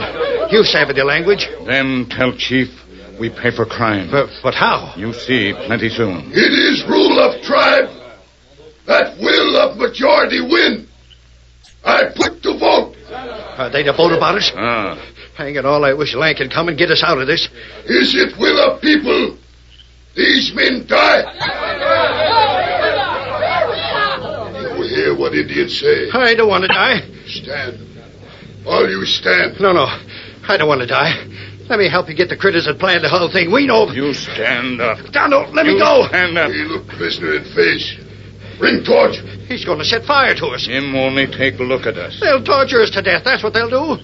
Me see if any face and old as Stormcloud. Tonto no Stormcloud. Tonto, you here? Ah, me here, Stormcloud. But you always good friend. You friend Lone Ranger.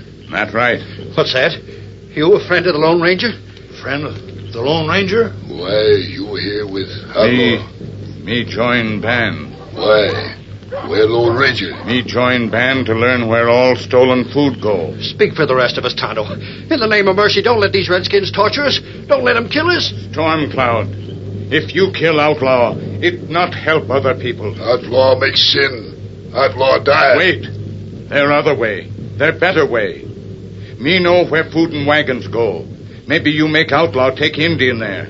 Take all food. Take outlaw into town. That save life of men who need food. Me speak to Indian. What is vote? Shall outlaw die? We'll show them the cave. We'll show them where the wagons and the food were taken. Indians say you die. You talk to him. Tonto, You hear voice of people. Me hear 'em. You speak. Me speak. Kimosabe, GJ Tuka, Leme, Nemo,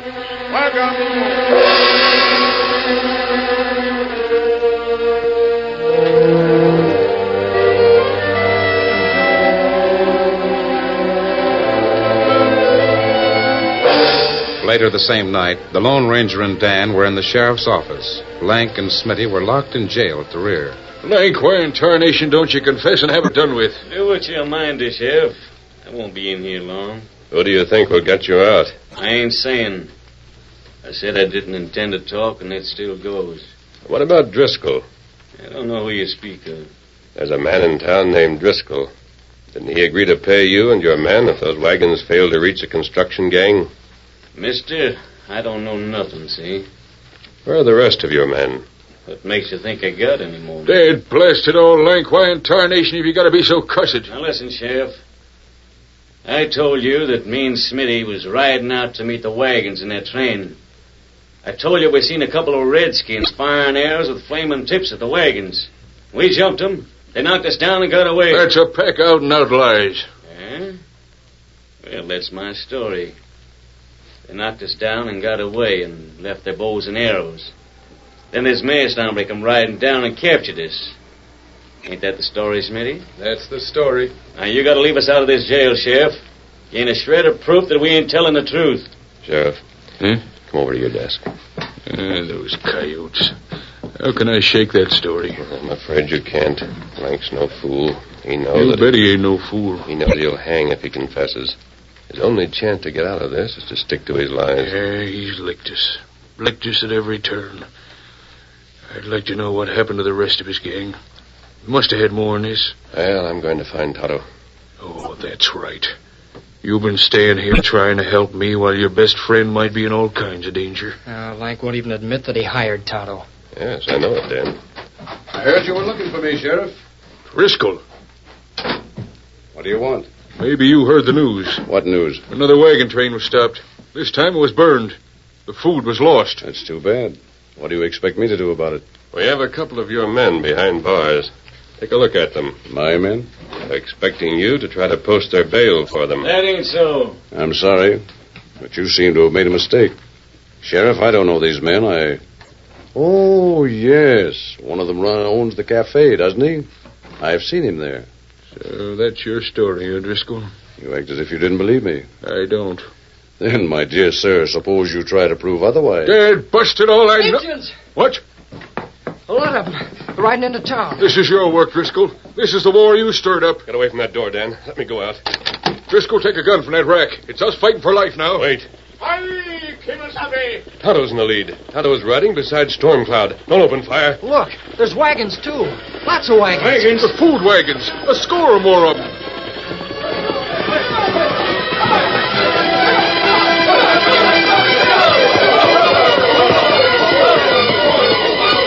Like a stampede, the Indian ponies dashed to the sheriff's office, outside of which Silver and Dan's horse Victor were hitched. Then the wagons, and in each wagon was the outlaws, flanked by armed redskins. It took no more than a glance to show that the food was safe. The wagons were still fully loaded. The loot from all but the last attack was there before the lawman's office. Then men poured into the small office. Indians with guns, and outlaws disarmed and disconsolate. Here, all outlaw. Stormcloud make outlaw lead way to cave. Make 'em bring all food here. So these are the men Link hired? Yeah. The ornery double-crossing coyote. He hired us and then left us to die. It was that there engine that saved our lives by persuading Stormcloud's men to give us a chance. Tonto, you've done a great job. Now there's plenty food for men in camp, huh? Yes. If full confession, Tonto gets signed by bad men. Confessions? Great day. This is perfect. Confessions all named Lank Morgan. Driscoll, you gotta do something about this. Driscoll, help us out. I don't know a thing about this. Oh, you don't, huh? Well, you're in it now, Driscoll. When crooks get to trying to save their necks by naming their helpers, the whole truth comes out. Come on, now, line them up there, boys. Sheriff and Stormcloud will take over now. Line them up. Pack them in the jail. You dirty crooks. Driscoll along with them. Then, Stormcloud, I hope you'll do us the honor of taking them wagons of food to the boys that are waiting for them. I'll Silver! Away!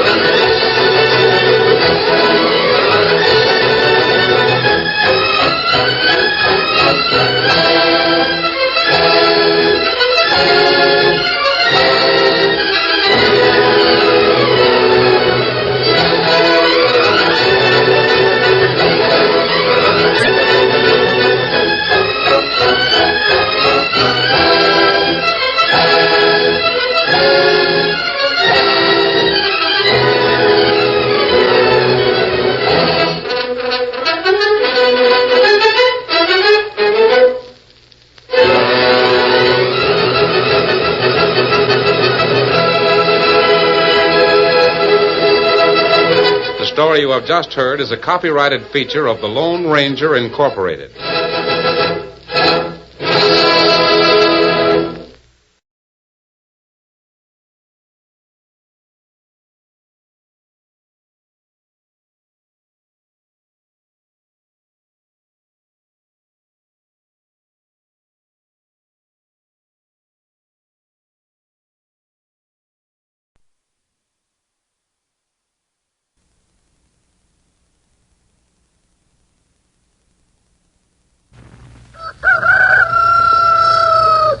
Wake up, America. Time to stump the experts.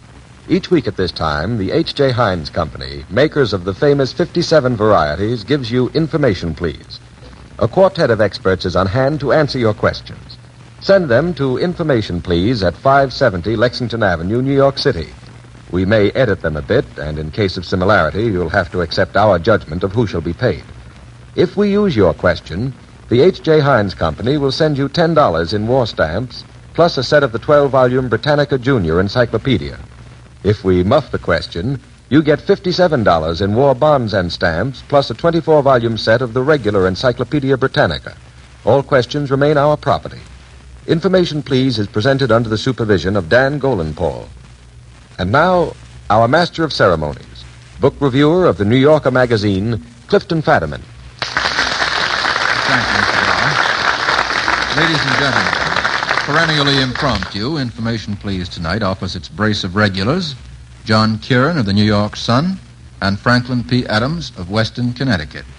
Together with two tycoons of the sporting world, Mr. Ford Frick, president of the National League, and the dean of sports columnists, Mr. Grantland Rice. And before we begin, Mr. Frick, do you mind if I ask you how you think the season shapes up? I mean, for the National League, of course. I could answer that better if it stops raining, Mr. Fadiman. Right now, it looks like no game rain. Do you think the season is going to be called on account of rain? It looks that way very much. Moment. Now, another announcement that we would like to make is one that gives us great pleasure. For the first time, under the sponsorship of the H.J. Heinz Company, Information Please, beginning tonight, is being broadcast to our armed forces in North Africa and the British Isles. Now, we're going to begin with a question from Harold Sharp of North Hollywood, California. And this is about sports figures, very durable ones. Which one played 17 years in the outfield for one team? Mr. Frick. That was Mel Ott of the Giants. Right. There have been some others who played more than 17 years with one team. With one team? With one team. Ty Cobb played much more than 17, but didn't finish with the team he started. And Zach Wheat played more than 17 years with Brooklyn, but finally wound up with Philadelphia. Uh-huh. That right, Mr. Kieran? I wouldn't contradict them. You got to help me out tonight. All right. What sports figure pitched 22 years for one team? Pitched 22 years, Mr. Kieran. Walter Johnson. Walter Johnson of the Washington Senators. Right. And what one managed a team for 42 years? This doesn't seem possible. 42 years, Mr. Rice. Connie Mack. Connie Mack, yes. Never got tired of it, did he, Mr. Rice? No, he looks just the same as he did when I knew him 42 years ago. But it's not true of the Athletics, though, is it? No, they don't look quite as good. That gives us 3 out of 3. How about this one from Matthew Edwards of Brooklyn, New York? This is a very timely question that Mr. Edwards asks you. Quote a line of poetry or prose which contains these words. One of them containing the word buy, the second containing the word war, the third stamps, and the fourth bonds. Buy, war, stamps, and bonds, Mr. Kieran. I sometimes wonder what the vintners buy, one half as precious as the stuff they sell from Omar. That's a very apposite one, Mr. Kieran. That gives another one? You mean four? No, now let's have one with the word war in it. We've got our buy. Mr. Adams? Lars Porson of Clusium by the 9 gods he swore, and that rhymes with war in the next line. Very true. Yeah. Mr. Kieran does it? No, that is the next is no more. That's the rhyme there. But I you mean there is one war in that poem? There is a war in the poem, yes, but we can't go through the whole poem. The proud house of Tarquin should suffer wrong no more. I'll give you one with war in it. The mustering squadron in the clattering car, swiftly forming in the ranks of war, went pouring forth with impetuous speed. Byron's, I don't know. Revelry, and there was sound of revelry by night. Very good. And that's a tough one, Mr. Kieran. Mr. Frick, did you have something on your mind? Well, I was merely going to say that there was no war in the quotation Mr. Adams gave in those lines. You've been all through that poem in your head? I've been through that poem. There's war in There's somewhere. war later, but not the start. Well, now we've got by and war. Now we have to get stamps and bonds. Stamp or stamps. It can be either singular or plural. Mr. Kieran. The rank is but the guinea stamp, the man's the gowd for all that. That's a darn good one, yes. That's a very good one. It's from whom? Robert Burns, a man's a man for all that. Right. Now we have by, war, stamps, and finally bonds, gentlemen. Any line with the word bond or bonds in it. Mr. Kieran going to do this all himself? Any bonds today. Very good. I'd like to remind our listeners, as well as our experts, that next week when we'll be broadcasting from Cleveland at a bond rally, we'll be saying it with the real thing, not with words. How about this one from Mrs. Ruth Goldman of Denver, Colorado? Under what circumstances, gentlemen, did these people take opposite sides? And the first set, Washington and General Charles Lee. They disagreed at one point. Mr. Kieran. They disagreed very heartily at the Battle of Monmouth down in New Jersey. Late in the Revolution, General Lee was in command, and he was ordered to attack. He refused to attack. He dilly-dallied, in fact, began to withdraw. And General Greene objected to that and wasn't getting anywhere until General Washington happened to come up, and he ordered Lee off the field and practically into arrest. You've been reading that Times history quiz, Mr. Kieran. That's very good, and that's a perfect answer. How did Lee end up, Mr. Kieran? Remember? Well, at one time he went over to the British. Yeah, he ended in disgrace. Was he sort of semi-traitor? I don't know whether he was a pro. He wasn't an amateur soldier. He was a pro. I mean, he sold himself anywhere he could get a good offer.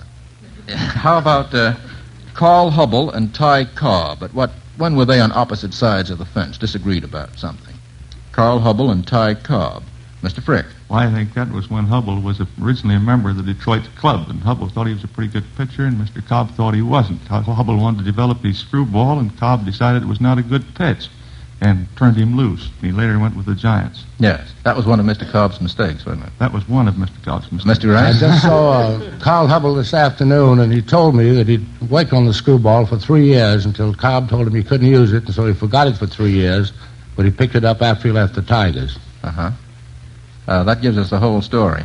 How about Bryan and Wilson? At what point, under what circumstances were they on opposite sides of the fence? Mr. Frick. Well, that was when Bryan was Secretary of State under Mr. Wilson. Yes. And finally resigned because of an argument he had with Mr. Wilson over war policies, as I recall it. That's quite right. What particular war policy? Does it come back to you, gentlemen? They disagreed on a specific matter. Remember, Mr. Adams. I think it was at probably at the declaration of war, and I think Mr. Bryan was not for war at any price. Well, before that, Mr. Adams disagreed over. I think it was a policy with regard to submarine warfare that came up. Well, particularly how? Well, Wilson wanted to take punitive measures against, or drastic protective measures against it, and Bryan thought it was leading into war. Yes, but Bryan thought that American citizens didn't have any right to travel on belligerent merchant ships, and if they were sunk, it was just too bad. Well, that gives us 3 out of 3. Here's one from John J. Tierney of New York City. It's a musical question, gentlemen, and I may as well tell you that Mr. Levant not being here tonight, it's a very easy one. You're going to hear a group of songs that are going to be played one right after the other, with not much intermission. And they should suggest to you a series of outstanding sports events. Is that clear? Perhaps it'll become clear as you listen to the song. Just tell us what the sports events are. All right, go ahead.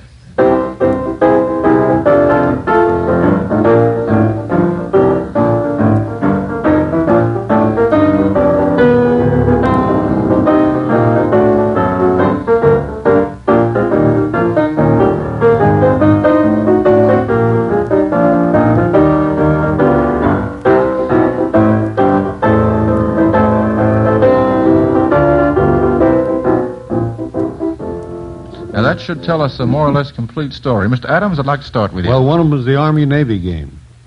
Football. Now, let's see. No.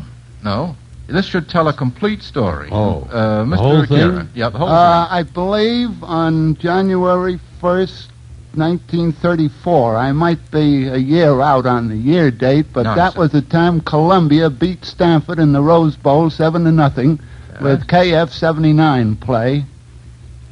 That I remember very well, Mr. Kieran, yes. How did you know that from the music that was played, Mr. Well, Kieran? because it was California, Here I Come, then they played Roar, Lions, Roar, and it was a great time for the Lions to roar. Very good. Now, how about the other? There were two other songs. We've identified California, Here I Come, which means an invitation to the Rose Bowl. The Roar, Lion, Roar meant the defeat of Stanford by Columbia in 1934, as Mr. Kieran reminds us. And the last one was Anchors Away. Yes, what would that mean to you, Mr. Adams? That would be the Navy. The Navy doing what? What was the Navy doing? What was that other song? We've forgotten it by this time. Yeah. It was Michigan, wasn't it? No. Oh, sounded like Harvard to me. It was. Thank heaven. If there are any Harvard people... Well, I mean, I know it very well, but I've forgotten whether what would that mean? Harvard? Harvard and Navy? No. Harvard Harvard first and then the Navy. It's clear that the California Here I Come means that all these games were played at the Rose Bowl. Harvard and Navy played in the Rose Bowl? Harvard played Oregon in the Rose Bowl. Mr. Rice, that's quite right. And what was the outcome of the game? Harvard won 7-6. Right, that's exactly right. And the last one, Anchors Away, would mean what? Navy never played in the Rose Bowl. Didn't it? Not that I know. 1924, tied with Washington, 14-14. Navy? Am I wrong? Mr. Rice? You might be right, but I think that's right. Well, I guess that was kind of ragged, that answer. That ought to send to $57 in war bonds and stamps, Mr. Tierney, and a set of the Britannica. How about this one? This is from John S. Sumner of Manhasset, New York. What famous event or personality is associated with these trees? I'm going to name 3 trees. Tell me what comes to your mind when I name each one. The first is an oak tree. Famous oak tree. Mr. Frick. That's Charter Oak. Oh, tell us about that. Charter Oak in Connecticut, where the charter was hidden. Connecticut's a big state, boy. Hartford, how's that? That's better. We like to remember Hartford. I'll make it Hartford. We're very fond of Hartford on this program. And what is the story about that famous Charter Oak, Mr. Frick? Well, the charter of Connecticut was hidden in the oak for some time. Yes, that's right, when Governor Andros in colonial times demanded it surrender. Now, the next tree is a bow tree, spelled B-O. Bow tree. Anything come to you, Mr. Kieran?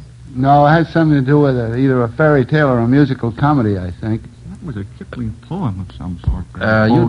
You'd be right, Mr. Frick. It would be in Kipling because it is about India. The bow tree is the Indian name for the fig tree, under which Buddhists believe that Gautama Buddha received his divine powers. I guess we ought to call that one wrong. Mr. Frick, you're on the right track. How about this apple tree? Is there a famous apple tree that recalls anything, Mr. Adams? That you don't sit under with anybody but me. That's one, Mr. Adams. Just as famous, Mr. Rice? Well, golf was really born in this country on the apple tree at St. Andrews. Now, that I didn't know at all. 6 men started in 1891. That gives us 2 famous apple trees. There's an apple tree of Isaac Newton. Isaac Newton, yes. Mr. Kieran was about to tell us. Mr. Adams, you have still and there's another one about when asked what state he hails from, our answer it will be he comes from Appomattox and its famous apple tree. Yes, that was a famous line in connection with some presidential race, I think, wasn't it, Mr. Kieran? Or Mr. I don't know it. Yes. I'm not sure. I don't know that. Now, here's a question I shall put to our Heinz reporter. You're asked to identify the author of the following quotation. Sir, respect your dinner. Idealize it. Enjoy it properly. How about it, Mr. Grower? Well, you'll find that observation in William Makepeace Thackeray's Memorials of Gourmandizing. And it's mighty fine advice, for these days a good dinner really deserves respect. As every housewife knows, it's an achievement that takes foresight, planning, and good cooking. Even before you buy the food, you have to sit down and plan the meal. You have to think of nutrition and ration points, as well as flavor. But when you start cooking, that's when the real test comes.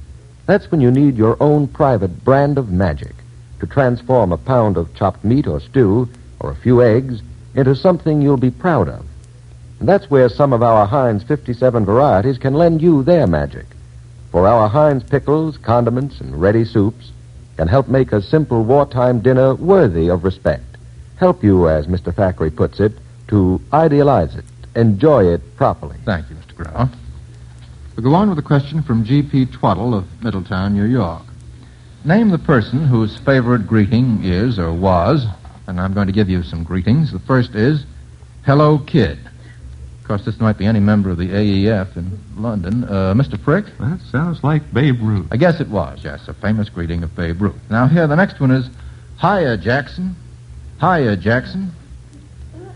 Mr. Rice? That's on the Benny program. It is indeed, yes. And who Dennis says Day. it? Dennis Day, I think. I think it's Phil Harris who greets Mr. Benny with "Hiya, Jackson." And here's the third and last. "Howdy, folks." Mr. Curran. Oh, Will Rogers used to say that. Yes, he used to, yes. And someone, Mr. Frick? Yes, that has a familiar ring, Mr. Doesn't Pratt. it? Wasn't it one of your favorite greetings? Yes. When you were a sports announcer? That's right. Right. That gives us 3 out of 3. Whatever induced you to go downstairs and become the president of the National League, Mr. Frick? Well, I'm getting old. I don't like to go upstairs. How about this one from Marjorie Sherwood of Oklahoma City, Oklahoma? I'm going to ask you to recite a line of poetry that includes certain phrases, all of which have to do with cattle. This is Meatful Monday. The first is lowing herd. Lowing herd, Mr. Rice. Lowing herds wind slowly o'er the lea. Quite right, Mr. Rice. And what's it from? Mr. Gray, Elegy. Quite right. Now we have lowing herd. How about driven cattle? A line of poetry, Mr. Adams. Be not like dumb driven cattle, be a hero in the strife. Perfect, Mr. Adams. And what's it from? That's from the Psalm of Life. Yes, by? H.W. Longfellow. Very good. And the last is cows and chickens. A line of verse which has the phrase cows and chickens in it. Mr. I Adams? think that's a song. Go ahead. Might be the one about Michigan, is it? Don't think so. Oh, how I wish again I were in Michigan, No. down on the farm. I don't think there are any cows and chickens, Mr. Frick. Well, that's it. Life among the cows and chickens. How are you going to keep them down on the farm? That sounds right, yes. Is that the same one as I love the cows and chickens, but this is the life, this is the life? This is a life. No, that's a different. That's a different This is a life. But I think either of those Cows and answers is correct. All right. Here's one from George E. Sweetser of New York City. Identify the players who made these remarkable records in a single inning. The first caught 3 foul flies in a single inning. Who was that? Caught 3 foul flies in a single inning. I guess it happened only once. Have 3 sports expert, and Mr. Adams, who's sort of a half expert. Mr. Rice, doesn't come back to you? I don't remember that at Mickey all. Owen, Brooklyn, 1941. Better known for having dropped the prospective third strike. Guess we'll call that one wrong. Who hit 2 home runs in a single inning? That's easier. Who hit 2 home runs in a single inning? Guess there are quite a few answers to that. 2 home runs in a single inning. I wish I knew one of them. Well, there are 5 answers, at least 5 answers that I have information about. Hartnett. Pardon? Is Hartnett one of them? No. Keep Didn't going. Benny though. cough? Who? Benny cough? No. Well, we get most of the players if we keep on this way. Hack Wilson, Hank Lieber, Ken Williams, Bill Regan, and Joe DiMaggio. Joe DiMaggio, only 1936. Hit 2 home runs in a single inning. This is a great sports evening we're having, folks. Who struck out 4 men in a single inning? Struck out 4 men in a single inning. Seems there are 3 possible answers to this. I Mr. think Kieran? there was a Detroit pitcher. Don't think so. Well, maybe. Wild Bill Donovan? Did he ever No, do it? I don't have information on that. Now, that may be true, Mr. Kieran. The information I have mentions Hook Wiltsey of the Giants, Walter Johnson, a long time ago, that was 1911. Guy Morton, a long time ago, 1916. Well, we have 3 strikeouts on that. That sends at least $57 in war bonds and stamps to Mr. Sweetser and a set of the Encyclopedia Britannica, courtesy of the H.J. Heinz Company. How about this one from Mrs. Edgar Yeomans of Los Angeles? What military campaign or battle is described in these books? The first book is Rabble in Arms. About what war or what battle is that, in part at least? Mr. Frick. That is the Arnold campaign to Canada. Yes, and that's in what war? Well, that was the... I mean, it was what war was the it? Revolutionary War. Yes, War. the American Revolutionary War. Who wrote the novel, Mr. Frick? Kenneth Roberts. Kenneth Roberts, yes. Very good novel by Kenneth Roberts. And how about the novel Vanity Fair has a description of a battle in it? Vanity Fair, Mr. Kieran. That was a description of the Battle of Waterloo, one of the, a Napoleonic downfall. Quite right. Mr. Adams, you're going to answer the same thing. Same thing, I positive. just read it. How is it, by the way? It's very good. I'm now reading the Newcombs. Say, Thackeray will be glad to hear that, Mr. Adams. How about the novel This Above All? That's a more recent one, and it contains an account of what battle? Bestseller of about 2 years ago, Mr. Frick. That was Dunkirk, wasn't it? Yes, Dunkirk is quite right. And who wrote the book, Mr. Frick? I do not remember. I yes, should. Eric Knight? Eric Knight. That's very right. fine writer. Unfortunately died in the pursuit of his military duties just about a year ago. That gives us 3 out of 3. Mr. Frick, you seem to pay more attention to books than you do to sports. How about this one from Reuben Goldwasser of Staten Island? What innovations in sports or games were introduced by the following people? The first is Todd Sloan. What innovation? Todd Sloan. Mr. Frick. Well, that was a method of riding in horse racing. He was the first one to use the monkey seat, so-called. What is that exactly? Well, it's riding up on the shoulders of the horse, crouched. Yes. But how long ago was that introduced? Mr. Kieran? I don't know. I think it's in the around the 1890, something like that, perhaps right. a little before. No, 1897. Was it? 1897. Yes, sitting very high up on the horse. Mr. Frick, what's the advantage of that, especially, would you say? Well, it's easier for the horse. You're up on the horse's shoulders, and you're crouched where there's less resistance to the wind. Mm-hmm. You can follow the movement of the horse better. That seems reasonable. Now, what did Harold Vanderbilt do? What innovation did he introduce? In what sport, Mr. Rice? Bridge, the Vanderbilt bid. Yes, and what is that? Well, that's a demand bid. Let's see, I don't know what that is. Do you play bridge? I don't. Anything you say is okay with lately. me. But the Vanderbilt was, I think, the club. That's right. A bit of one club to show 3 quick tricks. What does that mean? I have no idea. That's what it says Well, here. that means that you've either got 3 aces or an ace and a king, and a king. That sounds right. And he added the vulnerability feature and slam bonuses. Mr. Kieran, do you know what that is? I know what they mean, but I didn't know that he did all that. Apparently a great innovator, Mr. Harold Vanderbilt. And how about Charles Comiskey? What innovation did he introduce? Have 2 hands? Mr. Frick. Charles Comiskey was the first baseman to play off the bag. Yes, about when did he introduce Who that? was this man? On the 1880s. Charles Comiskey. Comiskey. Oh, do you say Comiskey? I say Comiskey, and so does Comiskey. Well, Adams, from now on, I say Comiskey, too. Which is right, Mr. Frick? Comiskey is right. Comiskey is right? Comiskey is Well, why right. do they tell me Comiskey? Because they don't know, that's why. Yes, where did he get this idea of playing off the bag, Mr. Frick? Well, it seemed like a good idea at the time, I think. But do you happen to know how he... No, except that up until the time he did that, all first basemen stayed very close to the bag. And a lot of balls were going past. Yeah.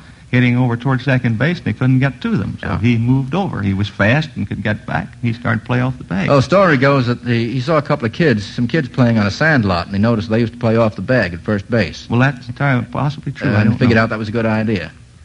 That gives us 3 out of 3. Here's one. Oh, let's see. Let's hold up a minute. Our 57 Varieties reporter, Ben Grauer, is back with a little inside story on Heinz. Over the years, we've had a lot of visitors tour Heinz kitchens. And it's been mighty gratifying to have the women exclaim over such things as the air-conditioned rooms where we dry spaghetti. To hear them oh and ah with delight at the tempting aromas arising from our soup kettles, the perfect vegetables that go into our baby foods. They usually have a head full of questions to ask, too. A rather common one is, how do you keep Heinz tomato ketchup always the same, always uniform? Well, part of the credit goes to those Heinz Aristocrat tomatoes. Pedigreed beauties we harvest at their sun-ripened prime. Rare, heady spices have a lot to do with it, too. And, of course, we cook our ketchup with homespun care to a farm recipe generations old. And as a final color check, we even use an ingenious device in which ketchup samples are matched against definite color standards. That's why every Keystone-labeled bottle of ketchup you buy has that same uniform flavor and quality that mark it unmistakably Heinz. Thank you, Mr. Grauer. Let's go on with this from Chester E. Floyd of Danbury, Connecticut. All of these lines that I'm going to quote in part contain phrases dealing with fear.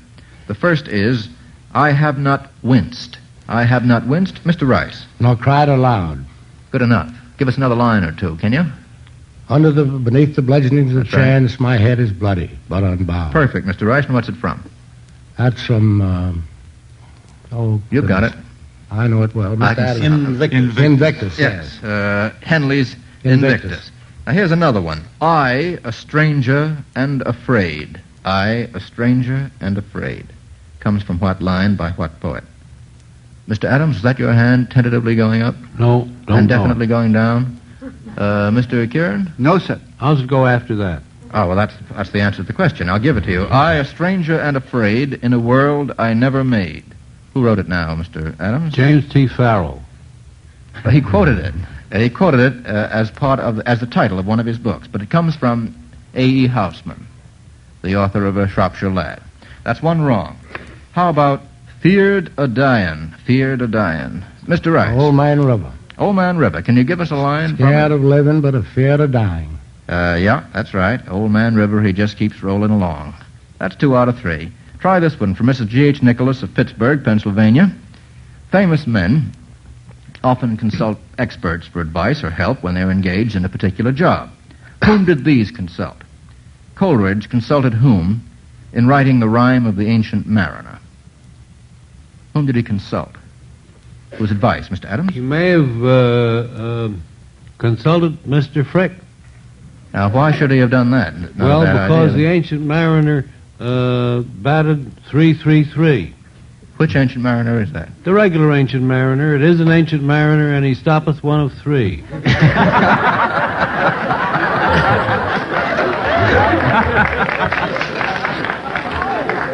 I almost ought to let that one go by, Mr. Adams. Mr. Kieran? Was that a fellow poet that he consulted? Was. Well, Wordsworth. Wordsworth is right. It's probably Mr. Kieran was about to say, yes. Still, I was awfully glad to get that out of you, Mr. Adams. Yes, he did consult William Wordsworth before he wrote the Rhyme of the Ancient Mariner and during its composition. Gary Cooper appeared in a movie called The Pride of the Yankees, but whom did he have to consult before he could appear in it? Paul Gallico. As a matter of fact, that's true, Mr. Adams, but there's someone else. Mr. Rice? Mrs. Gary, I think. She had part of the decision in that. Yes, but he learned a particular thing, Mr. Frick, from someone. O'Doul. What did Lefty O'Doul teach him? Lefty O'Doul taught him to throw with his left hand and to hit left-handed. Worked with him on his batting style and his throwing style. That's right, because Gary Cooper was a natural right-hander. That's quite right. How about President Monroe, when he formulated his famous doctrine, the Monroe Doctrine, consulted whom for advice or help? Now, we have 2 out of 3 so far. We're safe, Mr. Kieran. Well, I think he should have consulted Thomas Jefferson if he didn't. He did. I never knew it, but I figured a smart fellow would. That's right. Thomas Jefferson is right. He consulted Madison, too. But as a matter of fact, the person who helped him most, as I understand it, in the formulation of the famous doctrine, was his Secretary of State at that time. And who was that? Secretary of State under Adams. Monroe. Elbridge Gerry, wasn't it? Adams, what did you say? John Quincy Adams. John Quincy Adams. No relative, I presume? No relative, I presume. Yes, that's right. That gives us 3 out of 3, and that's all we'll have time for. Thank you, Mr. Frick, and thank you, Mr. Rice, for batting them out tonight. Now, this evening, the H.J. Heinz Company has paid out $114 in war bonds and stamps, and that means that 2 sets of the Encyclopedia Britannica go along with the bonds and stamps. Next week at the same time, we'll broadcast from the Cleveland Auditorium in Cleveland, Ohio. And that, as some of you may remember, will be the 4th stop in Information Police's bond-selling tour. We'll be interested to see whether the great city of Cleveland can do as well as the great little city of Hartford, Connecticut. Our regulars, John Kieran, Franklin P. Adams, and Oscar Bavant, will be on hand, and our special guest will be our old friend, the distinguished citizen, Mr. Leon Henderson. Remember, send your questions and the correct answers to Information Please at 570 Lexington Avenue, New York City. And now, Ben Grauer, our Heinz reporter. H.J. Heinz Company wishes you good health and good evening. We hope you'll be with us again next Monday, and in the meantime, remember that the name H.J. Heinz will bring you the best possible value for your precious blue stamps, and that the Keystone label on the famous 57 varieties is your guarantee of full-flavored, tempting foods.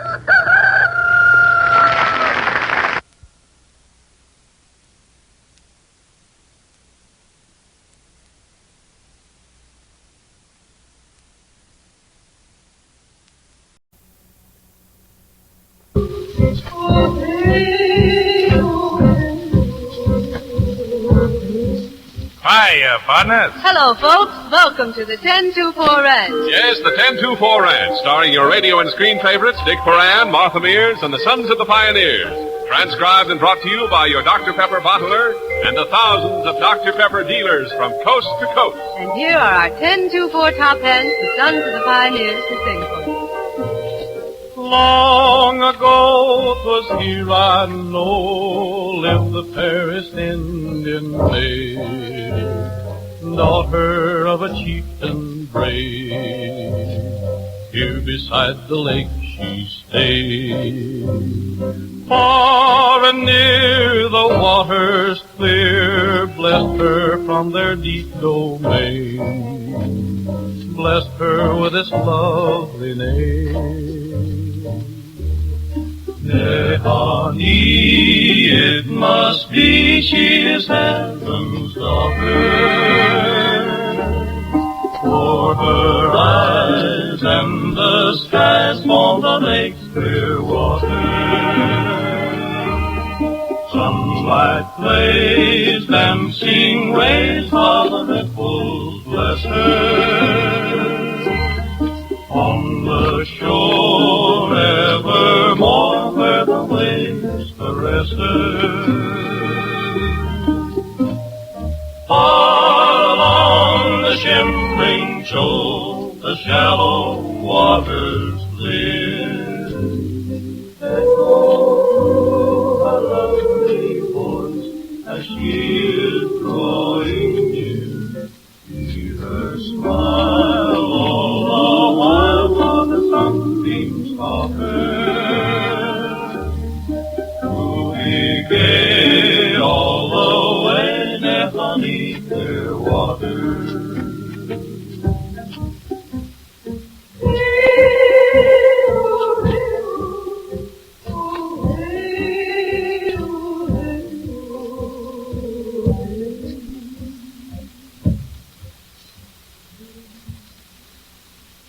Ah, swell, boys, swell. That's a beautiful song, Bob Nolan. And now, let's turn things over to our old friend Art Gilmore. Thank you, Dick Moran.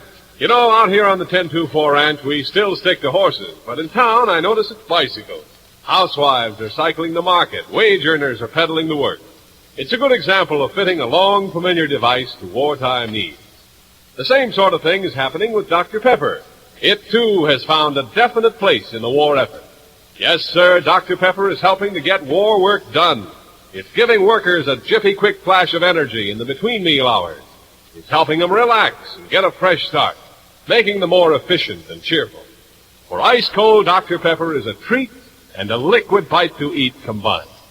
Time out for Dr. Pepper is time saved for Uncle Sam. If Dr. Pepper is scarce and hard to find, remember the best drink is first choice and sells out fast. But persevere. The extra satisfaction is worth some extra steps. Well, the covered wagon rolled right along, while the pioneers gave out a happy song. Sue and Pappy did the driving, Mammy cooked and kept them thriving, and the covered wagon rolled right along.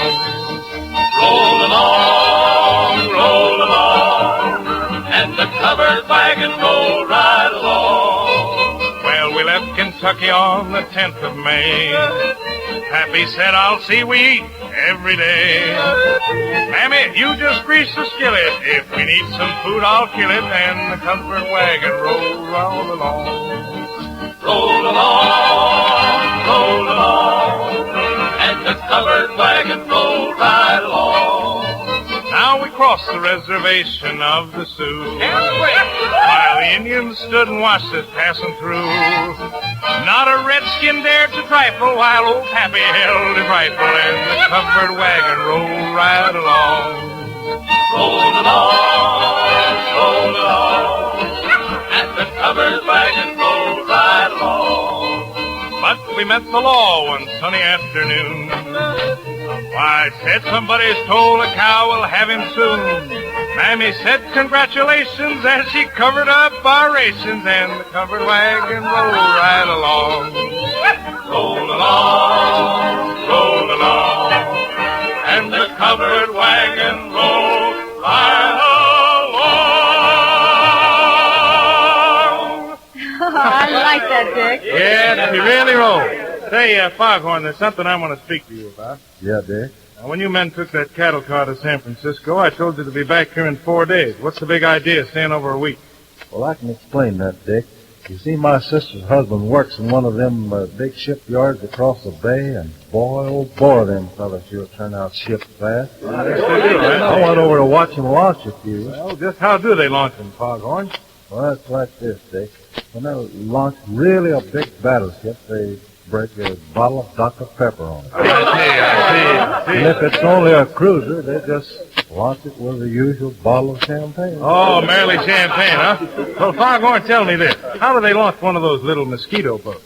Oh, for them there little fellas, they just hit the Admiral over the head with a short beard. I ain't a-worryin' 'cause the Lord ever comin' to take all my troubles away. I ain't a-worryin' 'cause the Lord ever comin' to take all my troubles away. There was hungry people and they weren't afraid. The wine it done all run down. That's very, very bad. But the presto change of the Lord, my Savior, there's the hungry people that shouted. Goliath thought he was the giant of giants, and my little David, he was small. But the right proved might, and he won the fight when he threw that giant so tall. Oh, I ain't a-worryin' 'cause the Lord am a-comin' to take all my troubles away. I ain't a-worryin' 'cause the Lord am a-comin' to take all my troubles away. There were fitful children, and they couldn't walk. Their hearts were heavy and blue. But the Lord, He talked, and the crippled walked, and the blind folks, they called to Lord.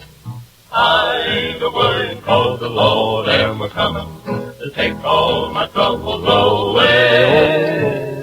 I ain't a-worryin' 'cause the Lord am a-comin' to take all my troubles away. Oh, yes, the Lord's gonna take all my troubles away. Oh, now. Well, all right, boys, all right. That's really putting spirit in the spiritual. And I think that... Excuse me, Miss Peggy. What is it, Snowball? Pardon me, ma'am, but I gotta go into the draft board tomorrow morning, and I want to get the morning off. Why, certainly, Snowball. So you think you'll be in the Army soon, huh? Oh, yes, ma'am. If when I pass my physical examination, I is in. If you get inducted, Snowball, for a going-away present, I'm going to give you one of those new electric razors like I've given all the other 10-2-4 boys who've gone to war. Yeah, that's right. She sure does. Just excuse me, Miss Peggy. If it's all the same to y'all, I'd rather not have it. Wait a minute, Snowball. You mean you couldn't use an electric razor when you get in the Army? No, ma'am. You see, when I go to cut a Jap's throat, I don't want to be worried about looking for no electric light socket. You get back to that cookout, you rascal.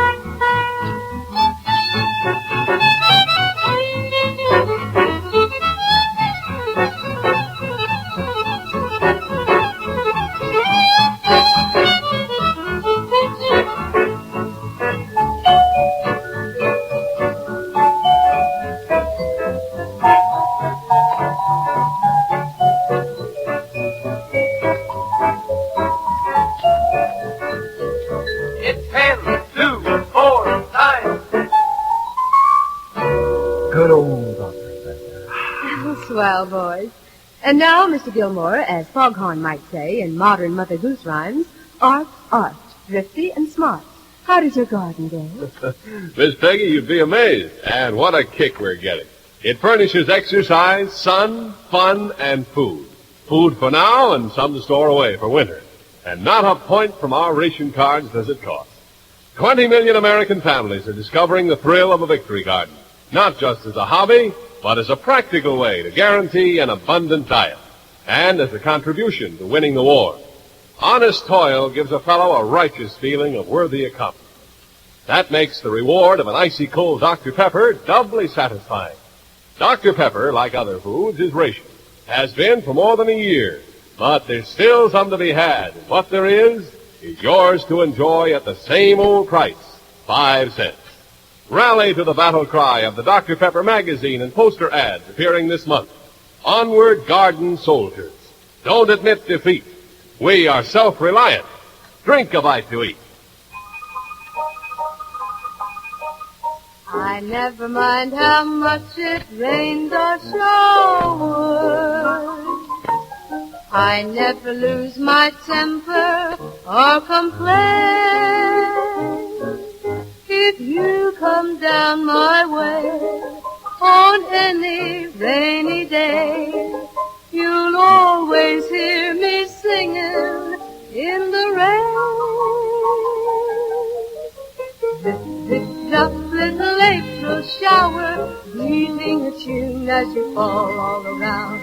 Zip-zip-drop, little April shower, what can compare with your beautiful sound? Drip, drip, drop, when the sky is cloudy, your pretty music can brighten the day. Drip, drip, drop, when the sun says howdy, you say goodbye right away. Drip, drip, drop, little April shower, beating a tune everywhere that you fall. Drip, drip, drop, little April shower, I'm getting wet and I don't care at all.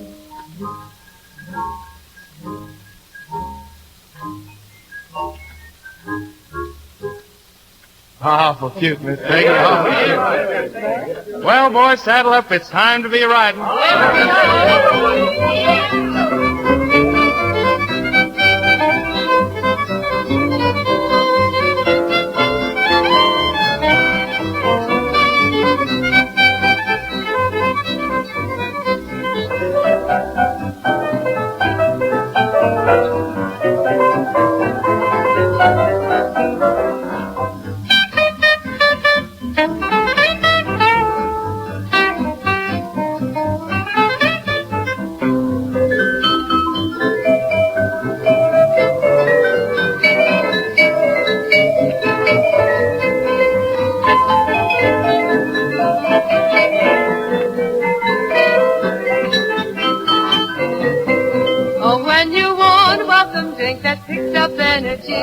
Just ask for Dr. Pepper and you'll sing along with me. Drink Dr. Pepper and you'll enjoy life more. Remember Dr. Pepper, time and 10, 2, and 4. That's all for now, partners, but we'll be seeing you. Dick Moran appears on the 1024 Ranch through the courtesy of Universal Pictures. The Sons of the Pioneers are by arrangement with the Republic Studios, and Martha Mears is Miss Peggy. 1024 Ranch is produced by Harry Wayne McMahon and comes to you from Hollywood, transcribed. This is Art Gilmore wishing you good luck and good going with Dr. Pepper at 10, 2, and 4 o'clock. Join the watch. Be a worker at the civilian home front. Make your minutes count for Uncle Sam.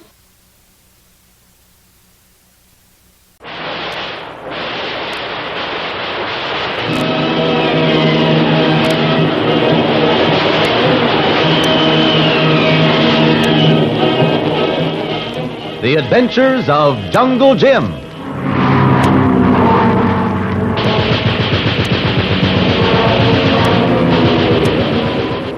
The Adventures of Jungle Jim, broadcast weekly over this station, is based on the characters from the full-color action pictures of the same name to be found in the Comic Weekly, the world's greatest comic supplement that comes to you each week with your Hearst Sunday newspaper.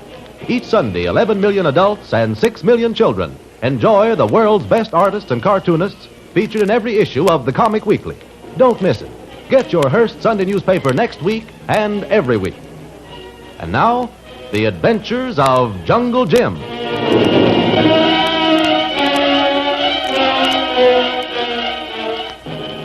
Jungle Jim and the mysterious Mr. Smith, captured and held prisoner on the island of San Rigo in the Caribbean, realized that they must escape this secret Nazi invasion base and warn our government of its existence. After much difficulty, they overpowered their guard and managed to steal an enemy pursuit plane that was warming up on the edge of the flying field. Immediately, 3 Nazi planes took off after them and peppered their plane with machine gun bullets. Jim, however, by skillful flying, was able to elude the Germans and headed their stolen Nazi ship for the United States. Well, Smith, we're in the clear now. Not a sign of our pursuers for the last 20 minutes. They must have turned back, Jim. Yeah, there won't be much left of San Rigo when our bombers get through with it. Would I love to be... Hey, Smith. Huh? That plane. What plane? There, up ahead. Just popped through that cloud bank. I thought we'd left those German planes behind us, Jim. So did I. Better get our machine guns unlimbered. He's seen us and he's coming head on. Right. I'll handle him. Hold your fire like him up from under. And wait. Wait, Smith. That isn't a Nazi plane. What? No, it's an American patrol plane. Say, Jim, isn't it a wonderful sight? Hey, he's firing at us, Jim. Yeah. Unfortunately, he's seen our insignia. Those swastikas. What are you going to do? There's no way of letting him know we're friends. We'll have to get away before he shoots us down. Hold on, we're going to dive for the water.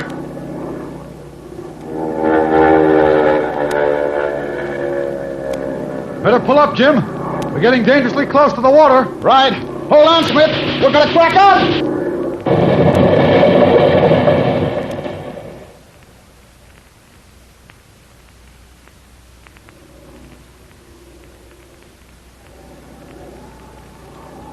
Smith.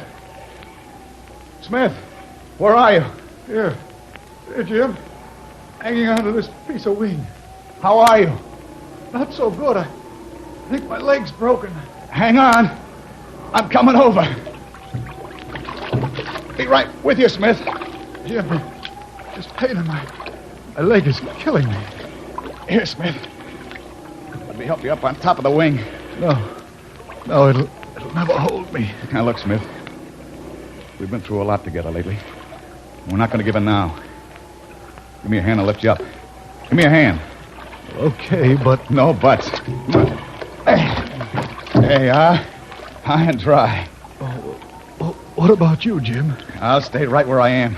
The water's fine. You suppose they'll try to land and pick us up, Jim? I'm afraid not, Smith. It's a land-based plane that got us. He's still circling around up there. Yeah, probably to see if we survive that crash. Now he's turning back to the mainland. Then we're through, Jim. This piece of wing won't stay afloat forever. No, Smith. He'll send help after us. Maybe. Why, we'll live to tell our grandchildren about this little adventure. Keep your chin up.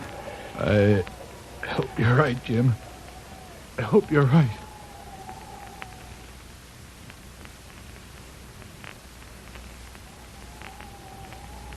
Water. Give me some water, please. Wish I had it to give you, fella. How's that leg of yours? Pretty bad? Plane. Where is it? You said they'd come back for us, Jim. You said that. Don't worry, Smith. They'll be here. It isn't like our country to leave men to die, whether they think we're enemies or not. They'll be back. Yeah, but when? When, Jim? Oh, my leg is... Oh. Smith! Passed out again. Oh, poor chap. Must be in pretty awful pain. Well, if you're going to come for us, friends, you'd better come soon. Yes, you'd better come mighty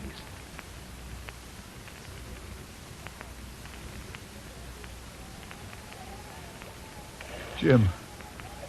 Jim, you still here? Still with you, fella. No plane yet, Jim? They'll be here, don't worry. You're saying that to keep me going, aren't you, Jim? No, Smith. I was never more certain of anything in all my life. Now, let's not talk about it anymore. How does that leg of yours feel? Numb. I can't feel it anymore.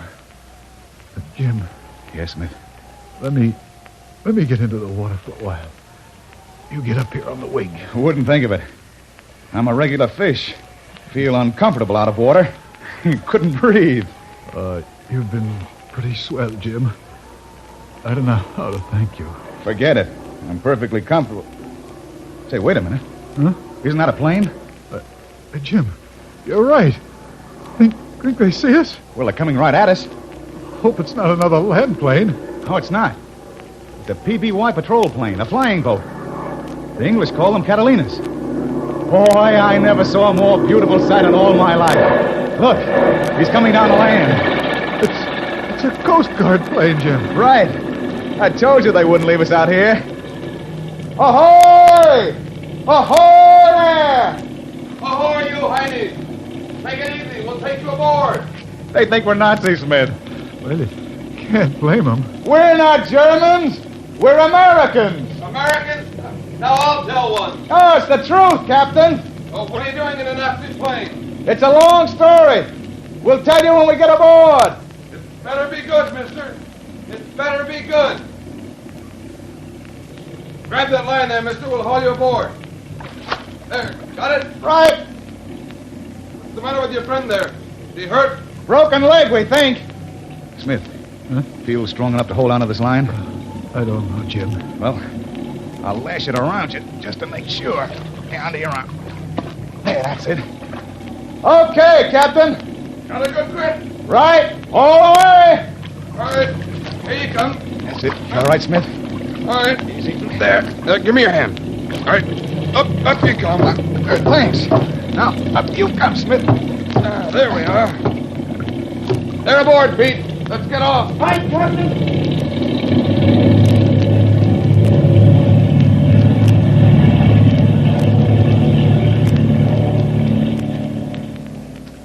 And now, gentlemen, I think a little explanation is in order. How do you happen to be flying a Nazi pursuit ship?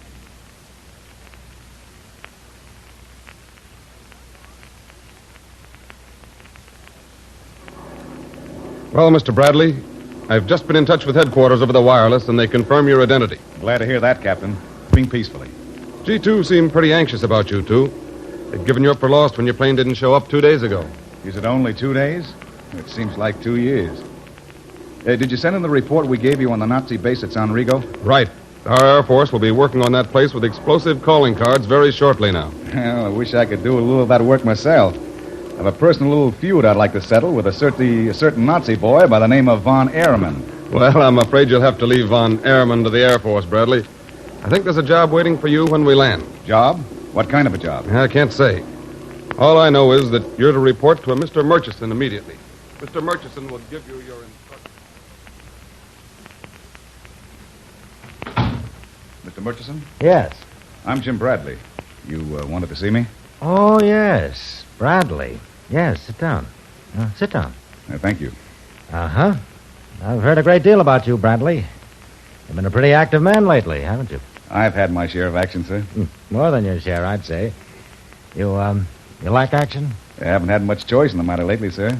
Sort of followed me around. Yes, you and Smith have done an excellent job so far. So far? Then I take it that there's more coming? Yes, quite a bit. If you're successful. Well, I say you, Bradley, because from now on you'll have to travel a lone road. Yes, sir. How is Mr. Smith? Oh, much better. I just spoke to him on the phone from the hospital.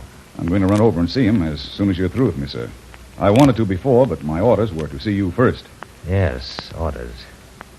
Can you obey orders, Bradley? I'll do my best, sir. Best, eh? Well, best is the only thing we can accept in this job, Bradley. One false step would be fatal for you. And, very serious for our country. I see. Yes, you must see this clearly, Bradley. The job I'm going to offer you is probably the most difficult one I've ever assigned. Yes, sir? It's a purely voluntary job, and it pays nothing in return. I'm not looking for pay, Mr. Murchison. Not speaking of money, Bradley. I can find 1 million men who will work for our country for nothing. But very few men who will take this job, because it pays off only in disgrace and scorn. Disgrace and scorn? Yes. you think the job's going to be too much for you, if you think that the price you'll have to pay will be too high, don't hesitate to refuse. I know what I'm asking. My answer is yes, Mr. Murchison.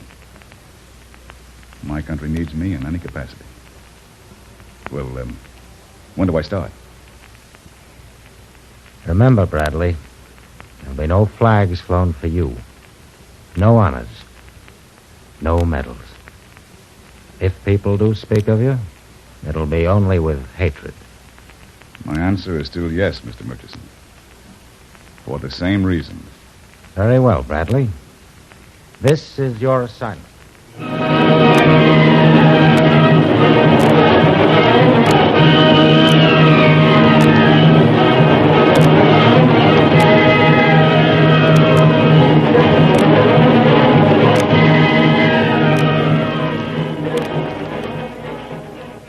What is the new assignment that Mr. Murchison is offering Jungle Jim Bradley? What new adventures are ahead? Don't miss a single exciting installment of The Adventures of Jungle Jim, which comes to you every week at this same time over this same station.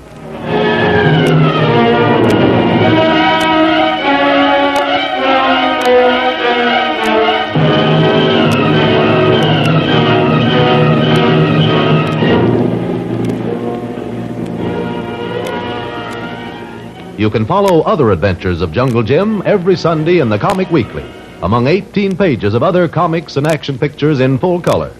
Containing the work of the world's best cartoonists and artists, the Comic Weekly comes to you every Sunday with your Hearst Sunday newspaper. You'll find such stellar attractions as George McManus's Bringing Up Father, Walt Disney's Donald Duck, Percy Crosby's Skippy, and a host of others, all in full color. Remember, the Comic Weekly comes to you every week with your Hearst Sunday newspaper. Don't miss it.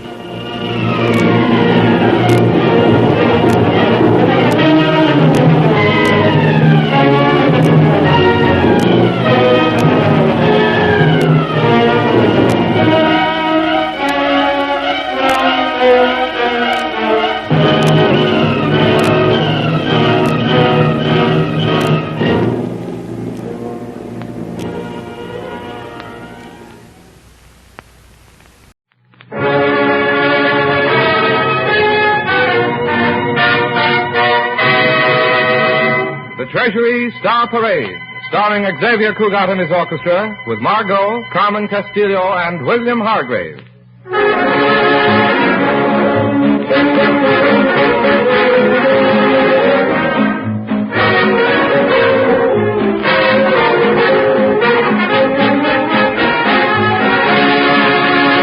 Ladies and gentlemen, this is Larry Elliott speaking for the United States Treasury, and inviting you to join us in another Treasury Star Parade presented in the interest of United States war bonds and stamps. Your financial share in America's great war effort is a personal investment of at least 10% of your entire income, invested regularly in war bonds and stamps. You owe it to the men and women who are fighting and serving on the battlefronts of the world to pledge your dimes and dollars for victory.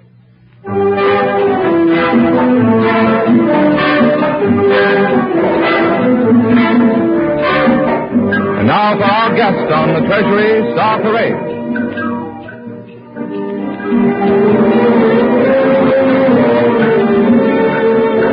Yes, that's the familiar theme of the famous orchestra leader who helped to popularize the sparkling Latin American rhythms of the rumba, the samba, bolero, and tango, Xavier Cugat. Gracias, Larry Elliott.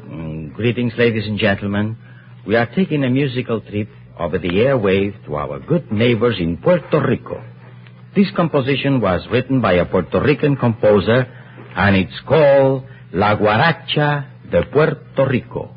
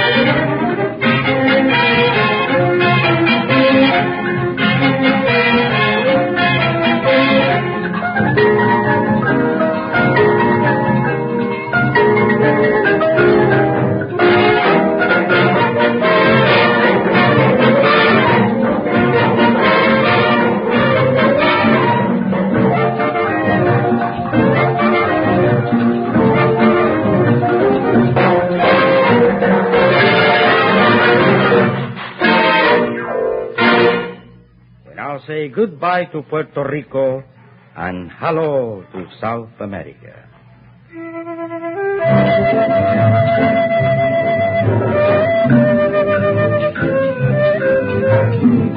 You know that melody, Larry? Ah, you bet I do, Xavier, and it's one of my favorites. Well, you are not alone in that.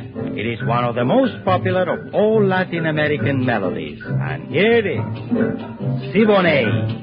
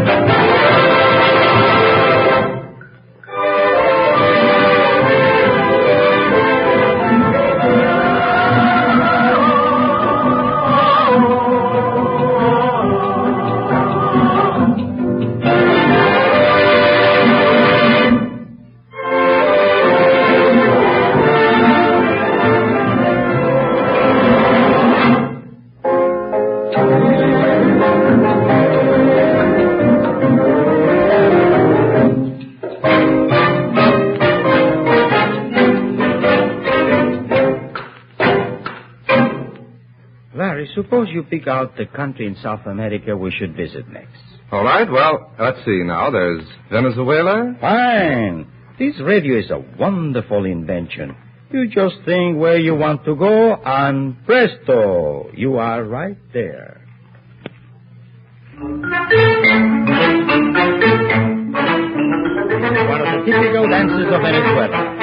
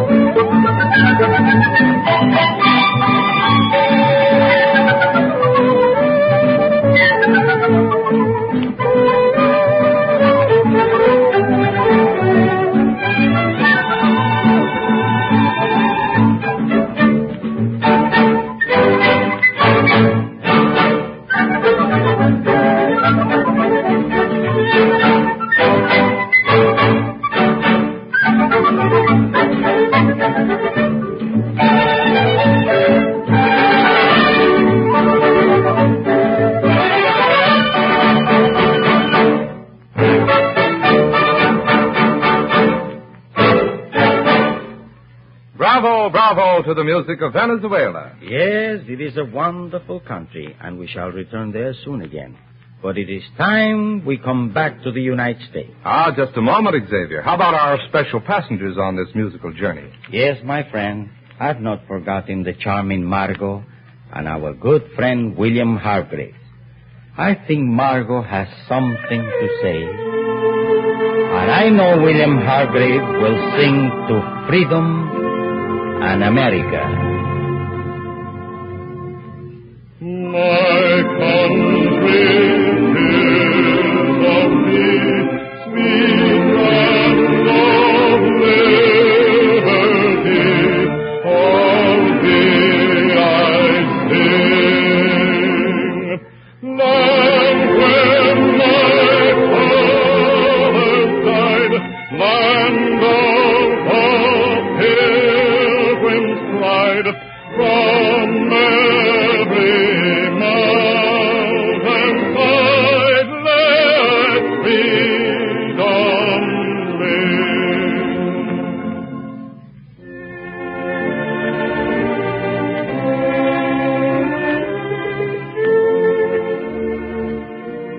Freedom is a man lifting a gate latch at dusk and sitting for a while on the porch smoking his pipe before he goes to bed. It is the violence of an argument outside an election poll. It is the righteous anger of the pulpit. It is the warm laughter of a girl on a park bench. It is the rush of a train over the continent and the unafraid faces of people looking out of the windows. It is all the howdies in the world and all the hellos. It is Westbrook Pegler telling Roosevelt how to raise his children. It is Roosevelt letting them raise themselves. It is you trying to remember the words to the Star-Spangled Banner. It is the sea breaking on wide sand somewhere and the shoulders of a mountain supporting the sky. It is the air you fill your lungs with and the dirt that is your garden. It is a man cussing all cops. It is the absence of apprehension at the sound of approaching footsteps outside your closed door. It is your hot resentment of intrigue, the tilt of your chin and the tightening of your lips sometimes. It is all the things you feel and cannot help feeling. Freedom. It is you.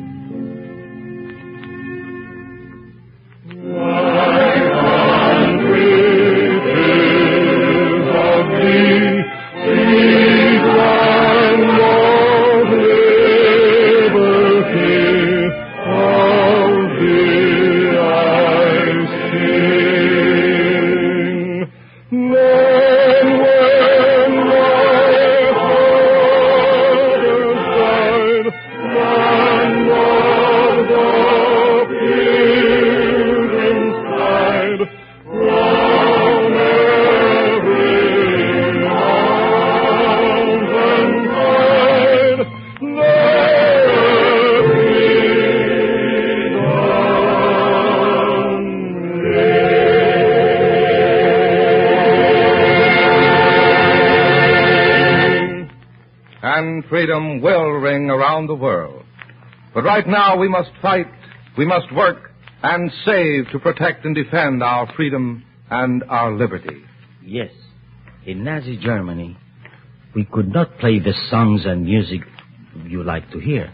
There is no freedom there. I am proud and thankful I am an American, and I want to do all I can to help win this war. Well, there's one mighty important way that you can all do your share. Invest at least 10% of your entire income in United States war bonds and stamps. Save on everything. Luxuries, clothing, gas, and anything you can do without. Support our boys on the battlefronts. Buy war bonds and stamps today. Invest in the future security of America. This is your country. Keep it yours.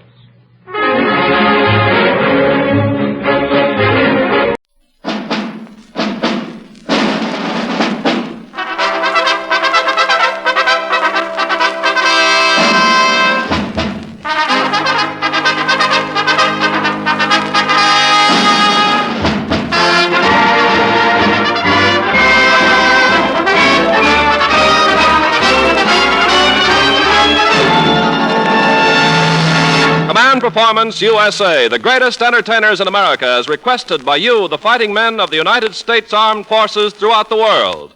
Command Performance, presented this week and every week till it's over there.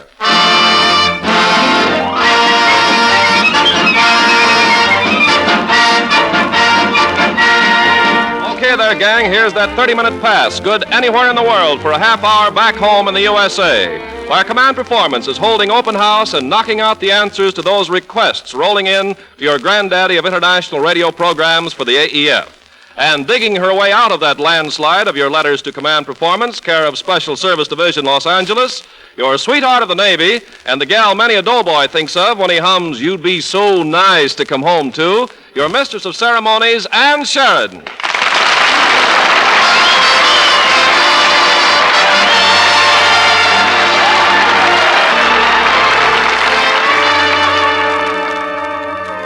You must remember this. A kiss is still a kiss. A sigh is just a sigh.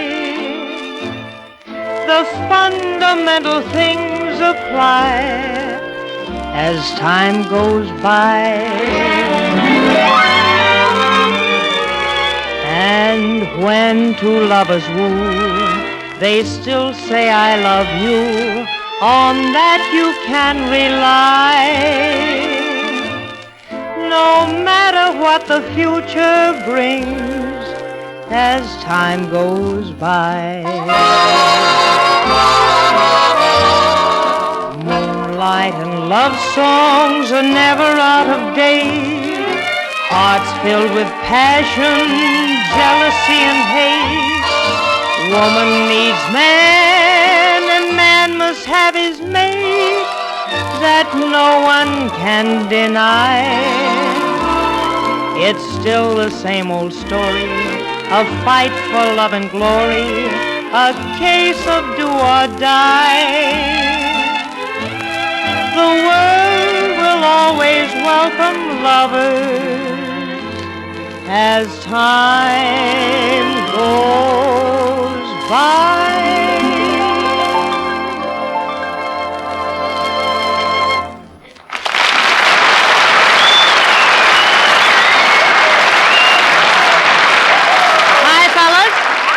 This is Ann Sheridan, and believe it or not, that was me singing As Time Goes By, from the picture Casablanca, starring Humphrey Bogart, currently playing your neighborhood theater. Smoking and balcony only, all sailors on skirt patrol will be accompanied by the shore patrol. Well, this is Command Performance, and I'm here to take orders. And speaking of orders, a gang of Marines down south wrote in asking me what oomph sounds like over the radio. Now, what in the world is oomph? I never heard of it. Anyway, your good ship Command Performance is pulling anchor about now, loaded with big stars. Take Paul Whiteman. Paul's a very big star. In fact, he used to be Skinny Innes' secret ambition. But he's the streamlined Whiteman these days. Hard work and Rye Crisp have cut him down to a mere nub. But leaving Pop Whiteman of the svelte figure, here's a hot news flash that'll please thousands of you. Command Performance has made connections with the gal you've been waiting for. Wee Bonnie Baker. Take over, Bonnie.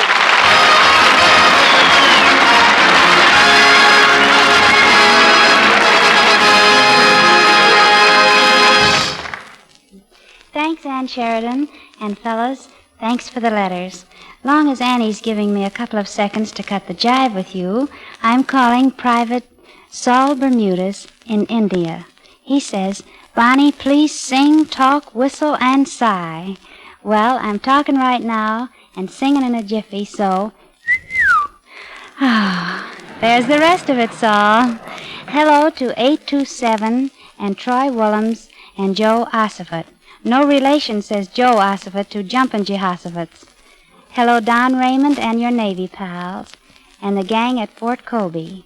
Also, Warren Palm in Hawaii, with a kiss from Lois in Chicago.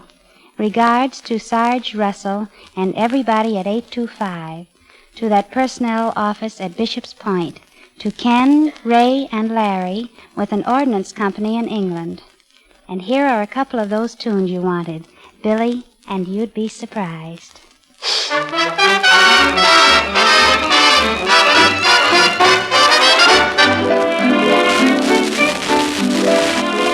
For when I walk, I always walk with Billy, 'cause Billy knows just where to walk. And when I talk, I always talk with Billy, 'cause Billy knows just how to talk. And when I dine, I always dine with Billy, 'cause he takes me where I get my fill. And when I sleep, I always dream of Phil.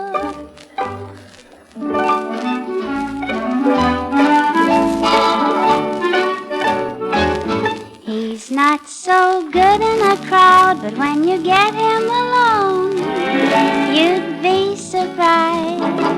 He isn't much at a dance, but then when he takes you home, you'd be surprised. He doesn't look like much of a lover, but don't judge a book by its cover. He's got the face of an angel, but there's a devil in his eye. He doesn't say very much, but when he starts in to speak, you'd be surprised. He's not so good at the start, but at the end of a week, you'd be surprised. On a streetcar or in a train, you think he was born without any brain, but in a taxi cab, you'd be surprised.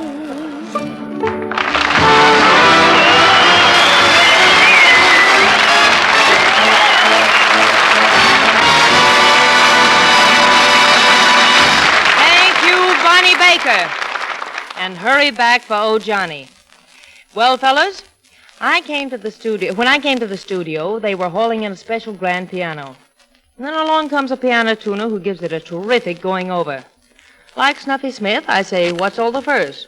Why the special grand piano? Do we have some famous artist like Jose Turbi or somebody that we need this fancy 88? And then who walks in? Naturally, Jose Turbi himself. And that's good news for men like Lieutenant Lemaire at 96 cents, 66, and Alfred Lapidus, ensign with my good friend the Navy. So for all of you who've asked command performance for one of the greatest pianists in America, here he is, playing Chopin's Waltz in A-flat, Jose Turbi.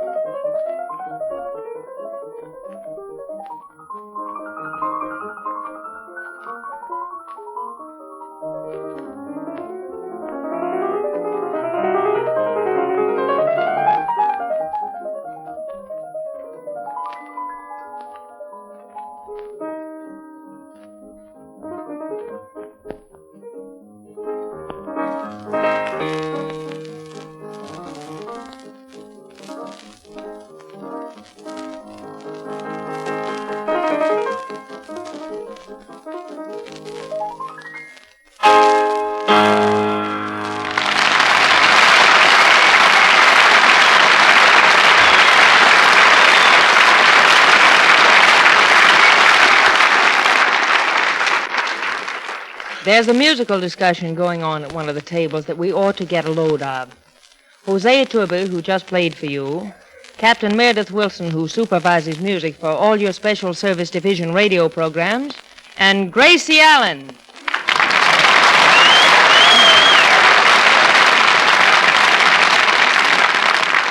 Oh, Mr. Turby, I thought you played very well. Thank you. Of course, I don't understand Boogie Woogie. Boogie Woogie? Well, yes, you see, my artistic soul demands the classics. Beethoven, Mozart, Strauss, Fudnik. Fudnik? Mr. Turby, are you familiar with the works of Fudnik? Mm-mm. I believe not, Captain. Oh, gentlemen, I'm afraid you're out of touch with music. You see, they're doing Fudnik's things on the radio now. What are some of them? Well, now here's one that I consider a real classic. Give me a package of Beeman's Peps and Chewing Gum, please. I understand you have a concerto for index finger, Mrs. Burns. I think that's remarkable. Oh, well, thank you, Mr. Turby. I'm glad to see there's no professional jealousy. And don't hesitate to call on me when you feel that you've gone as far as you can with your present teacher. Thank you. Thank you. I'm particularly intrigued by the fact that you play with only one finger. Why is that? Mr. Turby, there's a war going on. These are busy times. Who knows what we may be called on to do? This way I can play the piano and still have 9 fingers free for other things. But, Mrs. Burns, with one finger, you can't play chords. Well, just between you and me and Etude magazine, Captain, chords are on the way out. Well, that's preposterous. Without them, even our most resourceful composers would be hamstrung. Shostakovich has achieved some of his finest effects through the use of a diminished fifth. A diminished fifth? Yes. Oh, my goodness, think what he could do with a full quart.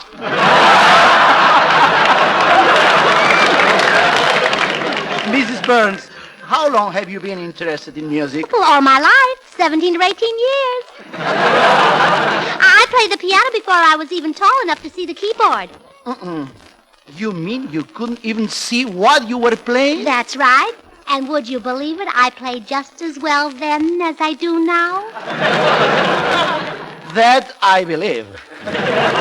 Well, of course, I really don't deserve the credit for my genius. Our whole family was musical. Now, my brother Willie learned to play the violin before he learned to read or write. Remarkable. How old was he when he learned the violin? 27.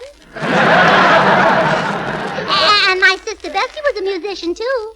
Well, she studied the cello for years and years. Oh, she was brilliant. But Papa made her stop. She smashed up too many cellos. Oh, I understand. She was temperamental. No, knock-kneed.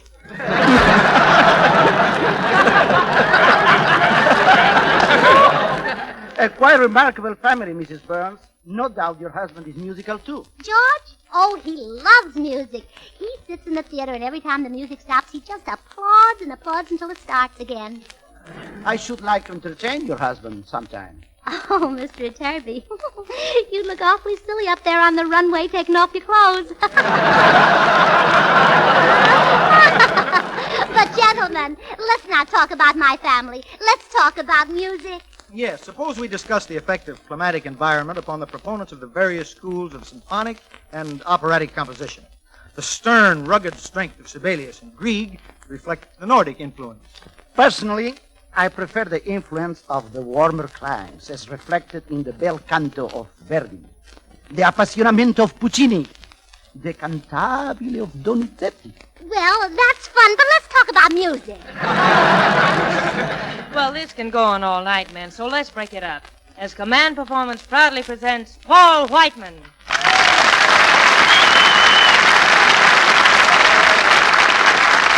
Thank you, Ann Sheridan, and hello, fellas.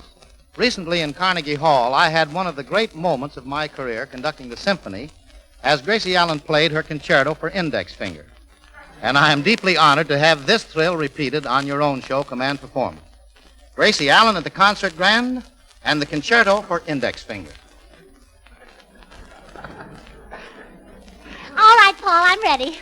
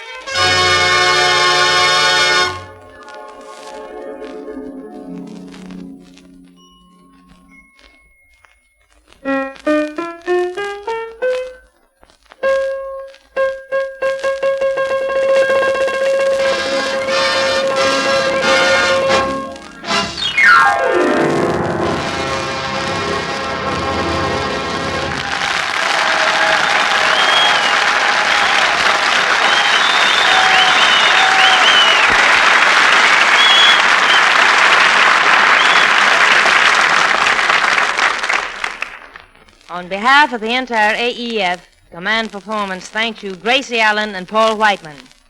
And hitting the deck for Corporal Lawson and the gang at 870, Ike Butler and Company at 953, the mob in Dutch Guiana, for Sid Guthrie and 7 sergeant friends with the Air Corps in England, for you wives of our men over there in India, for you guys on the sub-chasers, Ruth Calkins in Trinidad, our Coast Guard and Merchant Marine, our nurses doing their noble work around the world, for all our civilian workers, and for each and every one of you everywhere, here's your old Johnny girl, Bonnie Baker.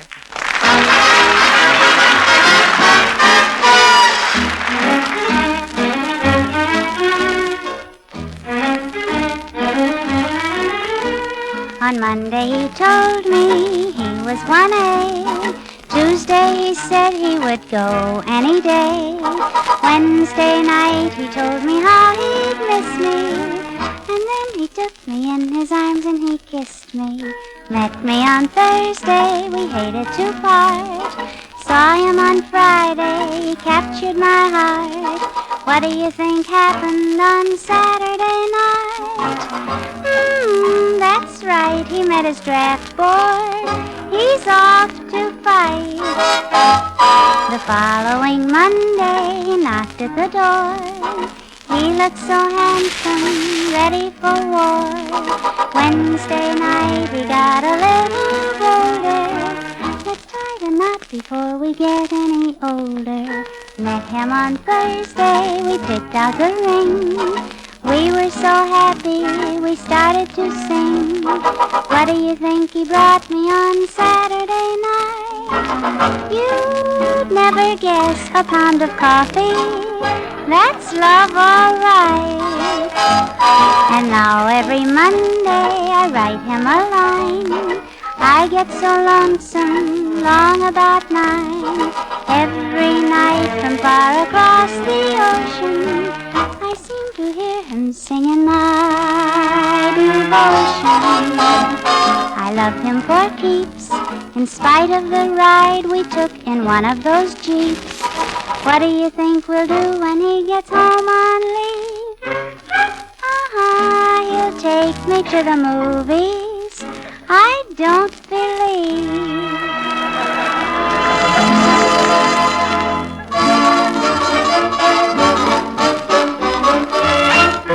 Oh, Johnny, how you can love.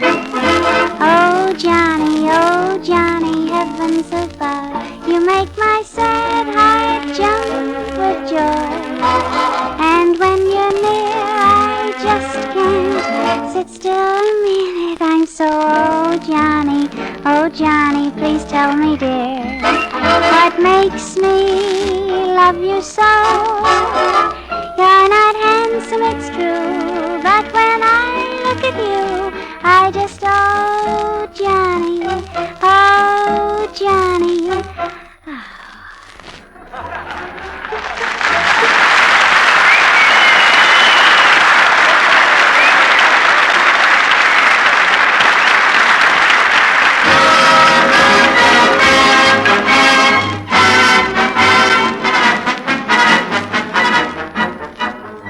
Anchors away. Good old Navy, that's my sweetheart. And one of these days, Navy'll come home to stay, and a column of blue will road down Broadway and take out to Grand Rapids, and New Rochelle, and Iron Mountain, and Chicago, and Pocatello. And a lot of kids will run up and down the street yelling that Joe's home and Pop's home, and the women will cry a little because they're women, and so darned happy they can hardly smile. And the ships that come back will be loaded with khaki, too. And you tank busters will go back to the old farm and check over the tractor and the threshing machine. And there'll be Sunday morning ham and eggs in Sheboygan. And wide eyes around the breakfast table while Corporal Bill tells how it finally looked in Berlin and Tokyo. And the guy in the infantry will get out the family clunk because he's fed up with walking. And you there, you the bugler, you'll wake up with a start. Then you'll laugh at yourself and pull up the covers and thumb your nose at the morning sun. And you proud Marines, back you'll come from those islands, those beaches littered with the broken bodies of Tojo's fleet, back to the only island you ever cared about, an island where there's one special house and one special voice. And you'll look through those letters you wrote back home and wonder if that was really New Guinea and Guadalcanal and Dutch Harbor, or only a dream, or maybe a nightmare. But you fellas know all this. You know that day's coming true, and there'll be all these things to come home to. You know it'll come true because you're the only guys in America who can make that day come true. And now I guess I'd better scram. This is Ann Sheridan saying thanks to the AEF and sending love and kisses from the USA. So long, fellas.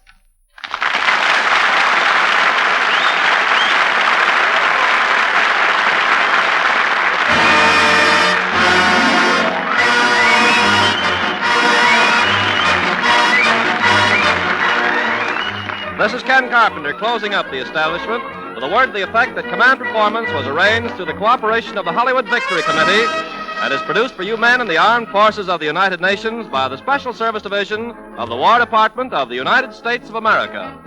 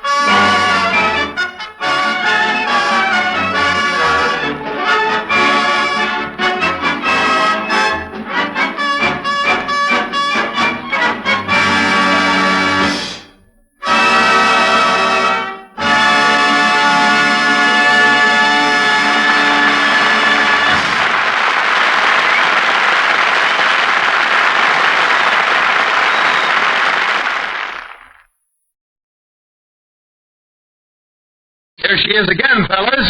Jill, the gal back home with some more of that G.I. Jive.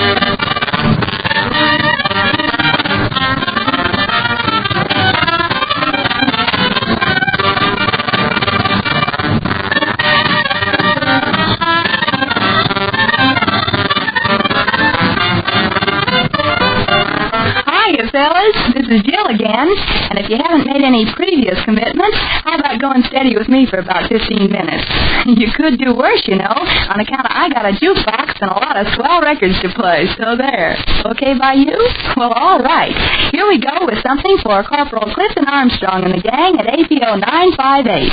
They like Bing Crosby, so they get Bing Crosby and the Music Maids singing Rollio Rolling Along.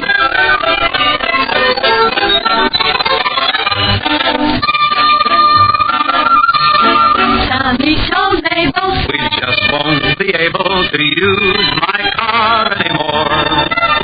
But don't worry, honey, on Sunday that's sunny and we'll go out and be fun. On a bike built for two, I'll go riding with you. We'll go rolling along. It's the grandest machine, doesn't need gasoline. Just go rolling along. We'll go riding in rhythm, the breeze singing love's sweetest song. Over valley and hill, there is no greater thrill than rollio rolling. Rollio rolling along.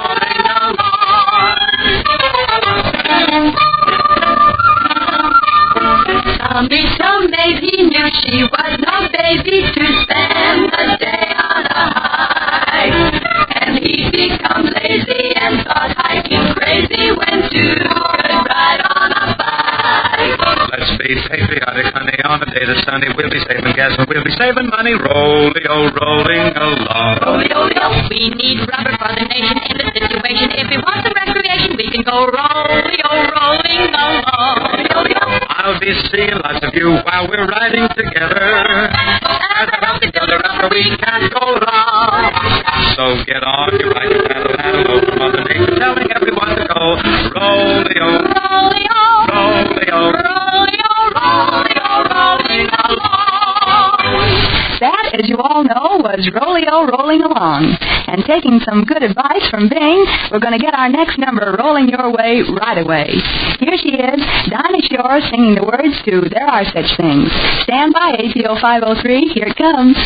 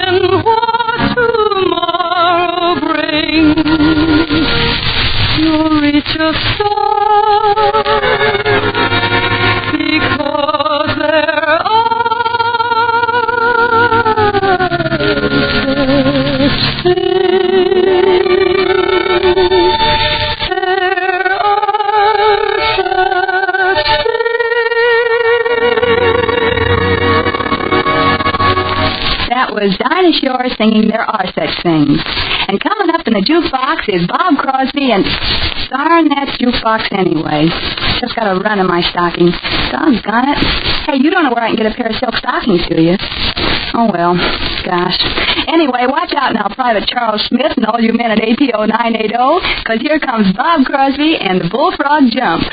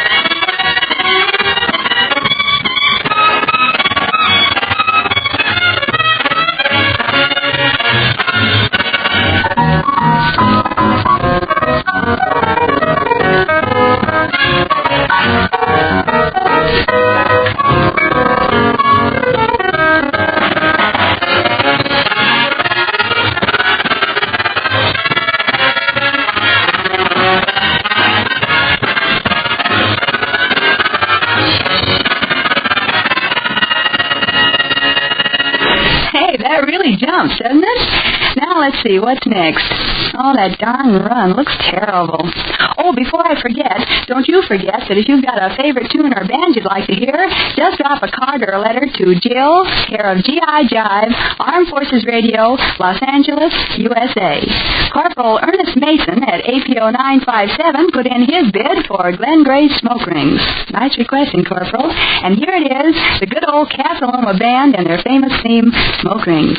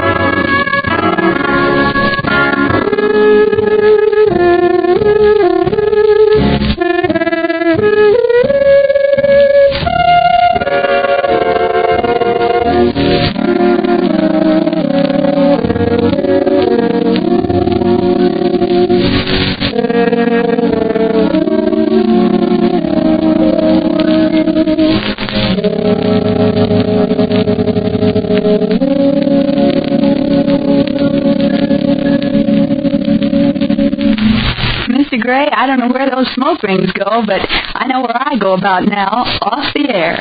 Thanks for going steady, fellas. Even if it was for such a short time, I'd like to make a date with you for next G.I. Jive, okay? Okay, see you then. Until then, this is Jill saying good morning to some of you, good afternoon to some more of you, and to the rest of you, good night.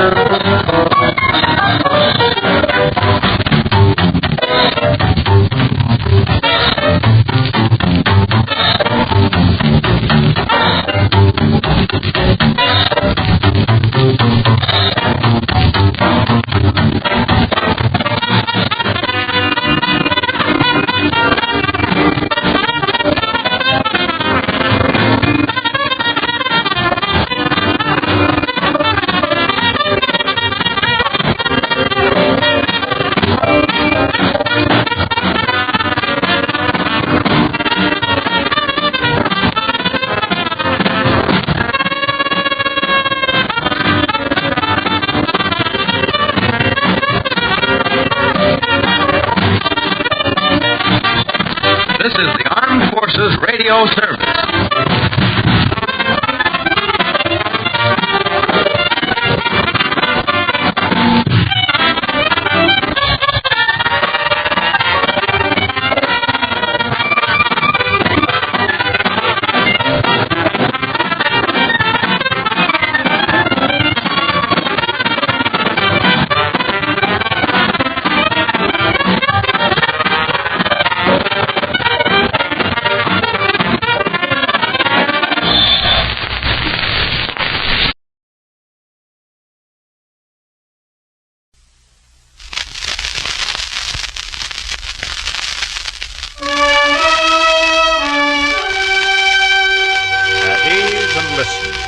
Folk songs of tomorrow.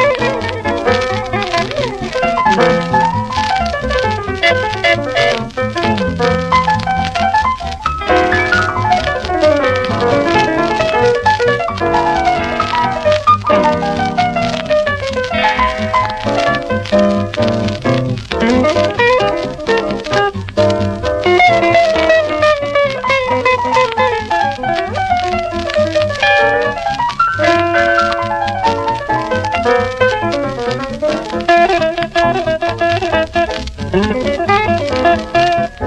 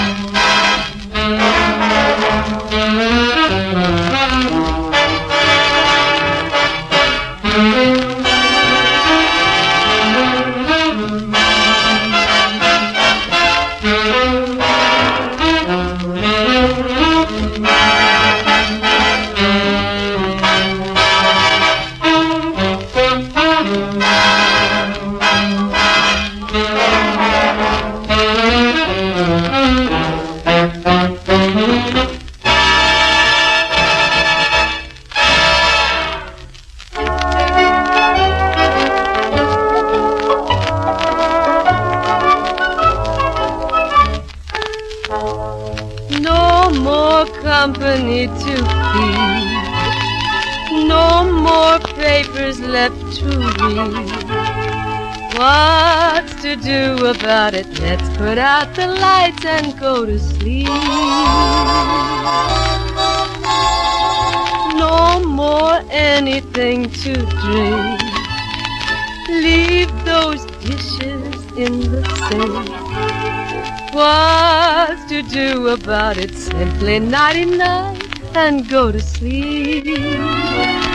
You're waiting now for me to say I love you more and more and more, dear. You're looking younger every day. You never were so sweet before, dear. No more money in the bank. No cute baby we can spend. What's to do about it? Let's put out the lights and go to sleep.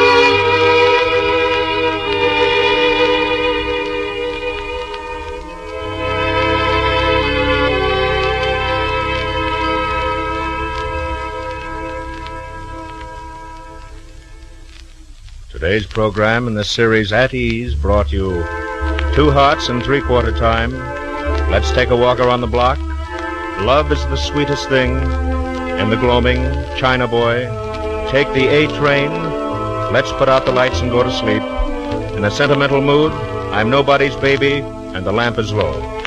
The Armed Forces Radio Orchestra is under the direction of Major Meredith Wilson. Their featured soloist, Martha Mears, Les Paul on the electric guitar. This is the Armed Forces Radio Service.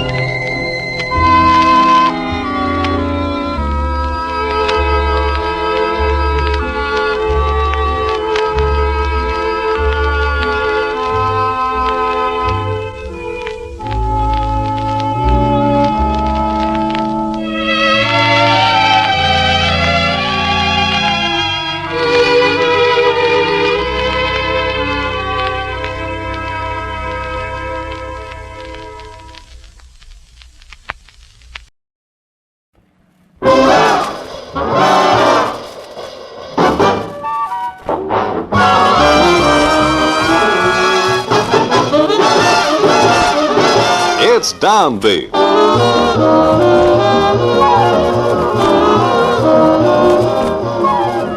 Ah, yes, man, it's Downbeat. And this is Gene Norman with another session of the most democratic thing on earth, American jazz. We'll be listening to 3 great and lasting records played for us by master jazzmen assembled for waxing their individual talents.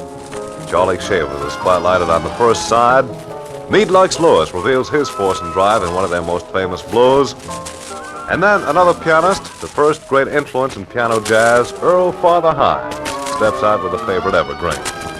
These are 3 of the best in the next 15 minutes of Downbeat.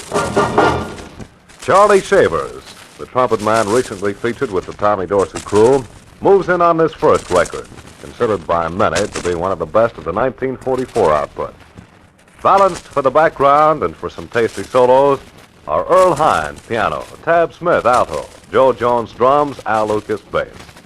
Listen to the clear horn of Charlie Shavers in Mountain Air.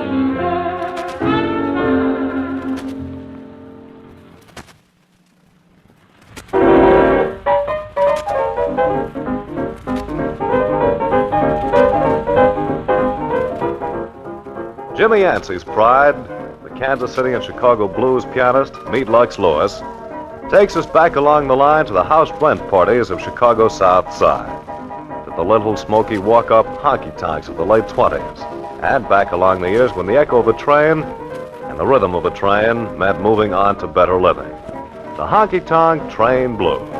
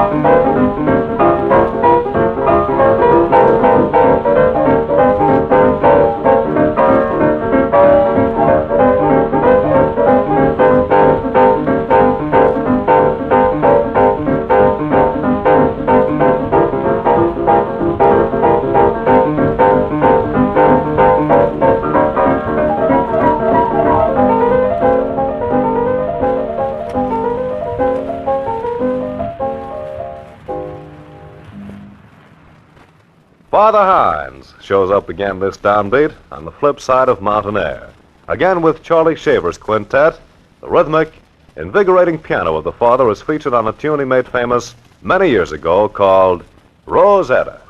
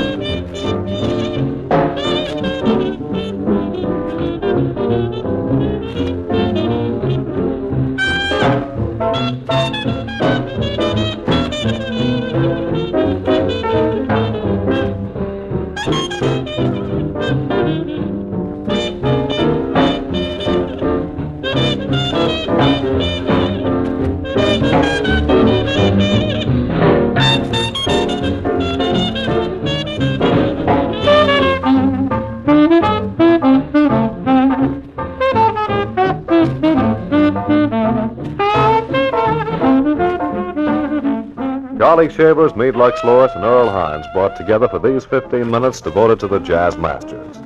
Until next Downbeat time, this is Gene Norman reminding you that this is the Armed Forces Radio Service, the voice of information and education.